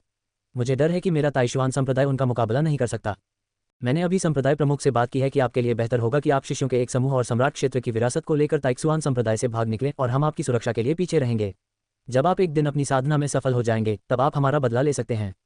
जुवानजू की आंखों में थोड़ी सी दृढ़ता झलक उठी। हालांकि वह संत क्षेत्र का एक उच्च कोटि का योद्धा है, फिर भी उसके लिए अकेले ही 3 देवराज योद्धाओं से निपटना कोई समस्या नहीं है। लेकिन दूसरी तरफ से 6 देवराजाओं को भेजा गया है, जिनमें से सभी संत क्षेत्र की युद्ध शक्ति के अंतिम चरण में हैं। इतना ही नहीं, उनके अधीन 100 से अधिक संत योद्धा हैं, जो लगभग देवकुल के सबसे शक्तिशाली योद्धाओं में से हैं। अब जब वे पूरी ताकत से मैदान में उतर आए हैं तो ताइक्सुआन संप्रदाय भी उनका सामना नहीं कर सकता। दोनों पक्षों की ताकत में अंतर वास्तव में बहुत अधिक है। हालांकि सू चांगकिंग ने यह सुना तो उसकी आंखें असामान्य रूप से शांत थीं। भाई टोंगजी की आवाज़ उसके कानों में गूंज रही थी। डिंग, ये पता चला है कि मेजबान पर देवकुल द्वारा घेराबंदी होने वाली है। विकल्प 1, जान की बाजी लगाकर लड़ें और देवकुल की अधिकांश युद्ध शक्ति को नष्ट कर दें। पुरस्कार, सुपर गिफ्ट पैकेज बहुत बड़ा, बहुत बड़ा। विकल्प 2, 36 रणनीतियों में सर्वश्रेष्ठ रणनीति है भाग निकलना, संप्रदाय की नींव को बचाना और बच निकलना। पुरस्कार, निंगजियन गोली अमर स्तर। विकल्प 3, दुश्मन इतना शक्तिशाली है, वोट करें। इनाम, बचाव तकनीक सम्राट स्तर। भाई टोंगजी की आवाज़ सुनकर सू चांगकिंग ने जरा भी संकोच नहीं किया। 3 तो बिल्कुल भी विकल्प नहीं है। दूसरे की बात करें तो हालांकि वह भाग सकता है, सू चांगकिंग का भागने का कोई इरादा नहीं है। मैं एक चुनता हूँ। ये निर्णय लेने के बाद सू चांगकिंग के चेहरे पर थोड़ी सी हत्यारी आभा झलक रही थी। गुरुजी, जुवानजू, मेरी राय में इस युद्ध से भागने की कोई आवश्यकता नहीं है। ये सुनकर दोनों ने हैरानी भरी निगाहों से उसकी ओर देखा। चांगकिंग, मेरे ताइशुआन संप्रदाय की शक्ति के आगे मुझे डर है कि मैं तुम्हें रोक नहीं पाऊंगा। तुम मेरे ताइशुआन संप्रदाय का भविष्य हो। जब तक तुम जीवित हो हमारे ताइशुआन संप्रदाय के लिए आशा बाकी है। मोमिंग ने गंभीर स्वर में कहा। चाहे वह संपूर्ण ताइक्सुआन संप्रदाय हो या पूरी मानव जाति, सू चांगकिंग की प्रतिभा से कौन अनजान नहीं है। जब तक वह जीवित है तब तक वह संप्रदाय कायम रहेगा।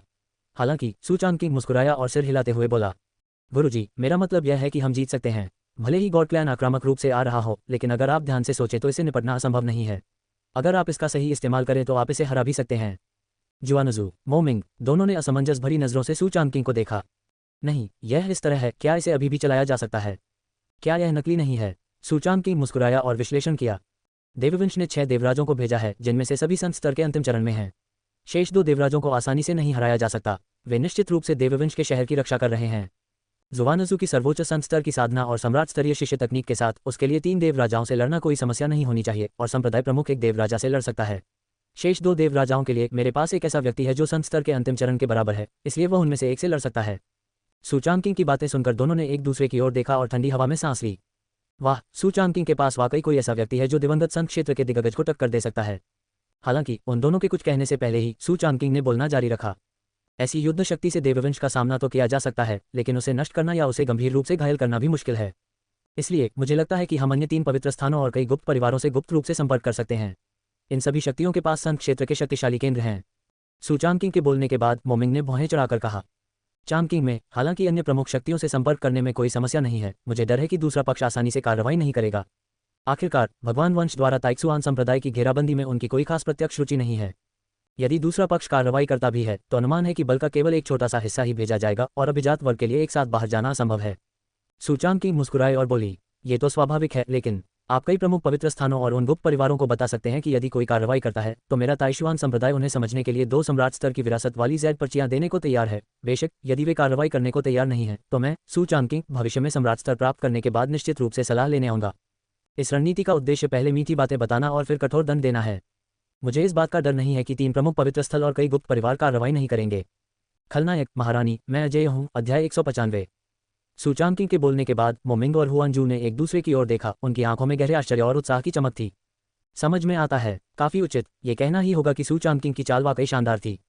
सम्राट राज्य की विरासत का उपयोग करके उन्हें लुभाने के लिए अन्य 3 पवित्र स्थानों और कई छिपे हुए परिवारों को आगे बढ़ने के लिए तैयार रहना होगा।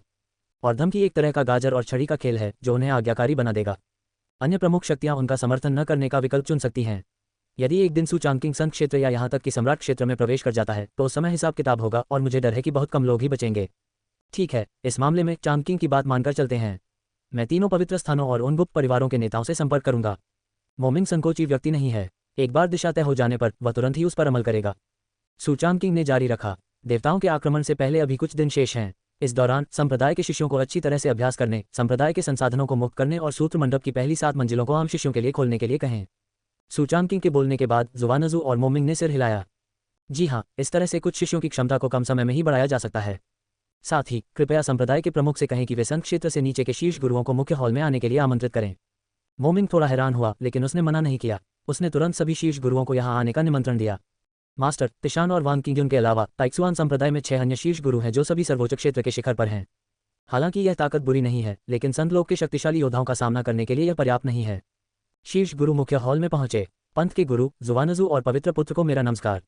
शीर्ष गुरुओं ने आदरपूर्वक सलामी दी। चांद किंग ने आपको किसी महत्वपूर्ण काम से यहाँ बुलाया है, मोमिंग ने कहा। यह सुनकर कि पवित्र पुत्र ने उन्हें बुलाया था, सभी ने सु चांद किंग को कुछ आदर भरी निगाहों से देखा। विशेषकर युआनजिया गुप्त लोक की यात्रा का अनुभव करने के बाद सु चांद किंग के प्रति उसका सम्मान और भी बढ़ गया। पवित्र पुत्र की शक्ति निसंदेह अविश्वसनीय थी। मुझे पता है कि सभी शीर्ष गुरुओं ने सम्राट क्षेत्र की विरासत प्राप्त कर ली है और उसका अध्ययन कर रहे हैं, लेकिन अब दुश्मन सामने है और देववंश हमला करने वाला है, इसलिए मैंने सभी शीर्ष गुरुओं की मदद करने का फैसला किया है। सु चांद किंग ने मुस्कुराते हुए कहा, क्या आप उनकी मदद करेंगे? आपका क्या मतलब है? आवाज बंद होते ही सु चांद किंग ने अंतरिक्ष वलय से 6 जई के डिब्बे निकाले। सभी ने रेशमी बक्सों को खोला और अंदर मौजूद अमृत की सुगंध तुरंत पूरे हॉल में फैल गई। उस अमृत की प्रचुर आध्यात्मिक ऊर्जा इतनी तीव्र थी कि महज उसकी गंध से ही लोगों के रोम रोम का तनाव दूर हो गया। यह क्या है? सभी ने एक दूसरे की ओर देखा, थोड़ा असमंजस में थे। सु चांद किंग ने मुस्कुराते हुए कहा, इसमें 10वें दर्जे का अमृत सर्वोच्च संत की गोली है, जो संत लोक में प्रवेश करने की आपकी संभावनाओं को बढ़ा सकती है। इसके अलावा सम्राट क्षेत्र की विरासत के साथ शीर्ष स्तर के स्वामी सम्राट क्षेत्र की क्षमताओं में परिवर्तित हो सकते हैं और फिर इस गोली का सेवन कर सकते हैं और सफलता प्राप्त करने की संभावना कम से कम 80% है। सु चांद किंग ने मुस्कुराते हुए कहा, हालांकि यह सुप्रीम सेंट पिल उतनी अच्छी नहीं है जितनी कि 100% सेंट ब्रेकिंग पिल जो सु चांद किंग ने पहले मास्टर को दी थी, फिर भी यह अनगिनत शक्तिशाली पुरुषों को पागल करने के लिए काफ़ी है। ये चीज़ संत लोक में प्रवेश करने की संभावना को बढ़ा सकती है। यदि इसे सम्राट लोक की क्षमताओं के साथ जोड़ा जाए तो संभावना काफ़ी बढ़ जाएगी। ये सारी गोलियां ब्रदर टोंगजी की ओर से इनाम के तौर पर मिली हैं। अब जबकि शत्रु सामने है, ये शीर्ष स्तर के उस्तादों के लिए सफलता हासिल करने का अवसर भी है। एक बार जब ये सफलता प्राप्त हो जाएगी तो ताइक्सुआन संप्रदाय में संत क्षेत्र के 6 और शक्तिशाली व्यक्ति होंगे और इसकी शक्ति और आधार में काफ़ी सुधार होगा। सु चांद किंग की बातें सुनकर वहां मौजूद शीर्ष गुरुओं की आंखें कट्टरता से भर गईं। सर्वोच्च संत गोली, 80% संभावना। अचानक सबके चेहरों पर असीम आनंद की अनुभूति होने लगी। पवित्र पुत्र, इस अमृत के लिए धन्यवाद। हम आपको कभी निराश नहीं करेंगे। जी हाँ, हम आपको कभी निराश नहीं करेंगे। उद्धरण चिन्ह अल्पविराम अल्पविराम अल्पविराम अल्पविराम उद्धरण चिन्ह, उद्धरण चिन्ह अल्पविराम अल्पविराम उद्धरण चिन्ह। शीर्ष गुरुओं ने उत्साह और आनंद से भरी आंखों के साथ इसकी पुष्टि की। मुझे उम्मीद नहीं थी कि एक दिन वे संत लोक को भेदने में सक्षम होंगे। ये निश्चित रूप से उनके लिए एक शानदार अवसर है। सु चांद किंग ने मुस्कुराते हुए कहा, देर हो रही है, सब लोग वापस जाओ और सफलता के लिए तैयारी करो। हाँ, शीर्ष गुरुओं ने सिर हिलाया और फिर तेजी से वापस जाकर सफलता की तैयारी करने लगे। मोमिंग और जुवानजू आह भरे बिना नहीं रह सके। मुझे उम्मीद नहीं थी कि सु चांद किंग द्वारा निकाला गया अमृत इतना भयानक होगा कि यह लोगों को संत क्षेत्र में प्रवेश करने में मदद कर सकता है। तो फिर हमें तैयारी शुरू कर देनी चाहिए, मोमिंग ने कहा। ठीक है, सु चांद किंग ने सिर हिलाया। वह प्रकाश की एक धारा में परिवर्तित हो गया और हॉल से बाहर निकल गया। लिंग्यून पीक पर लौटने के बाद सु चांद किंग ने इमोर्टल जियांग को बुलाया।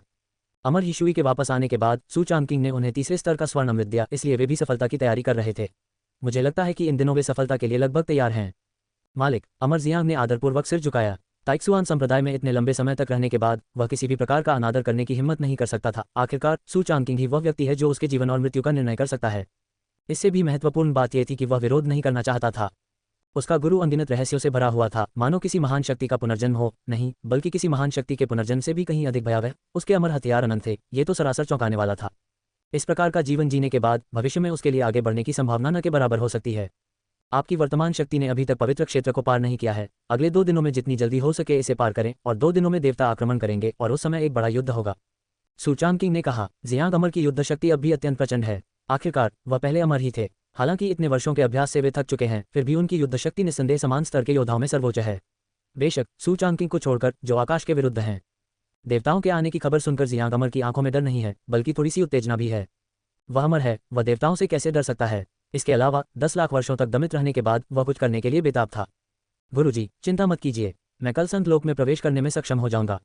बिना किसी झिझक के जियांग अमर ने बोलना शुरू किया।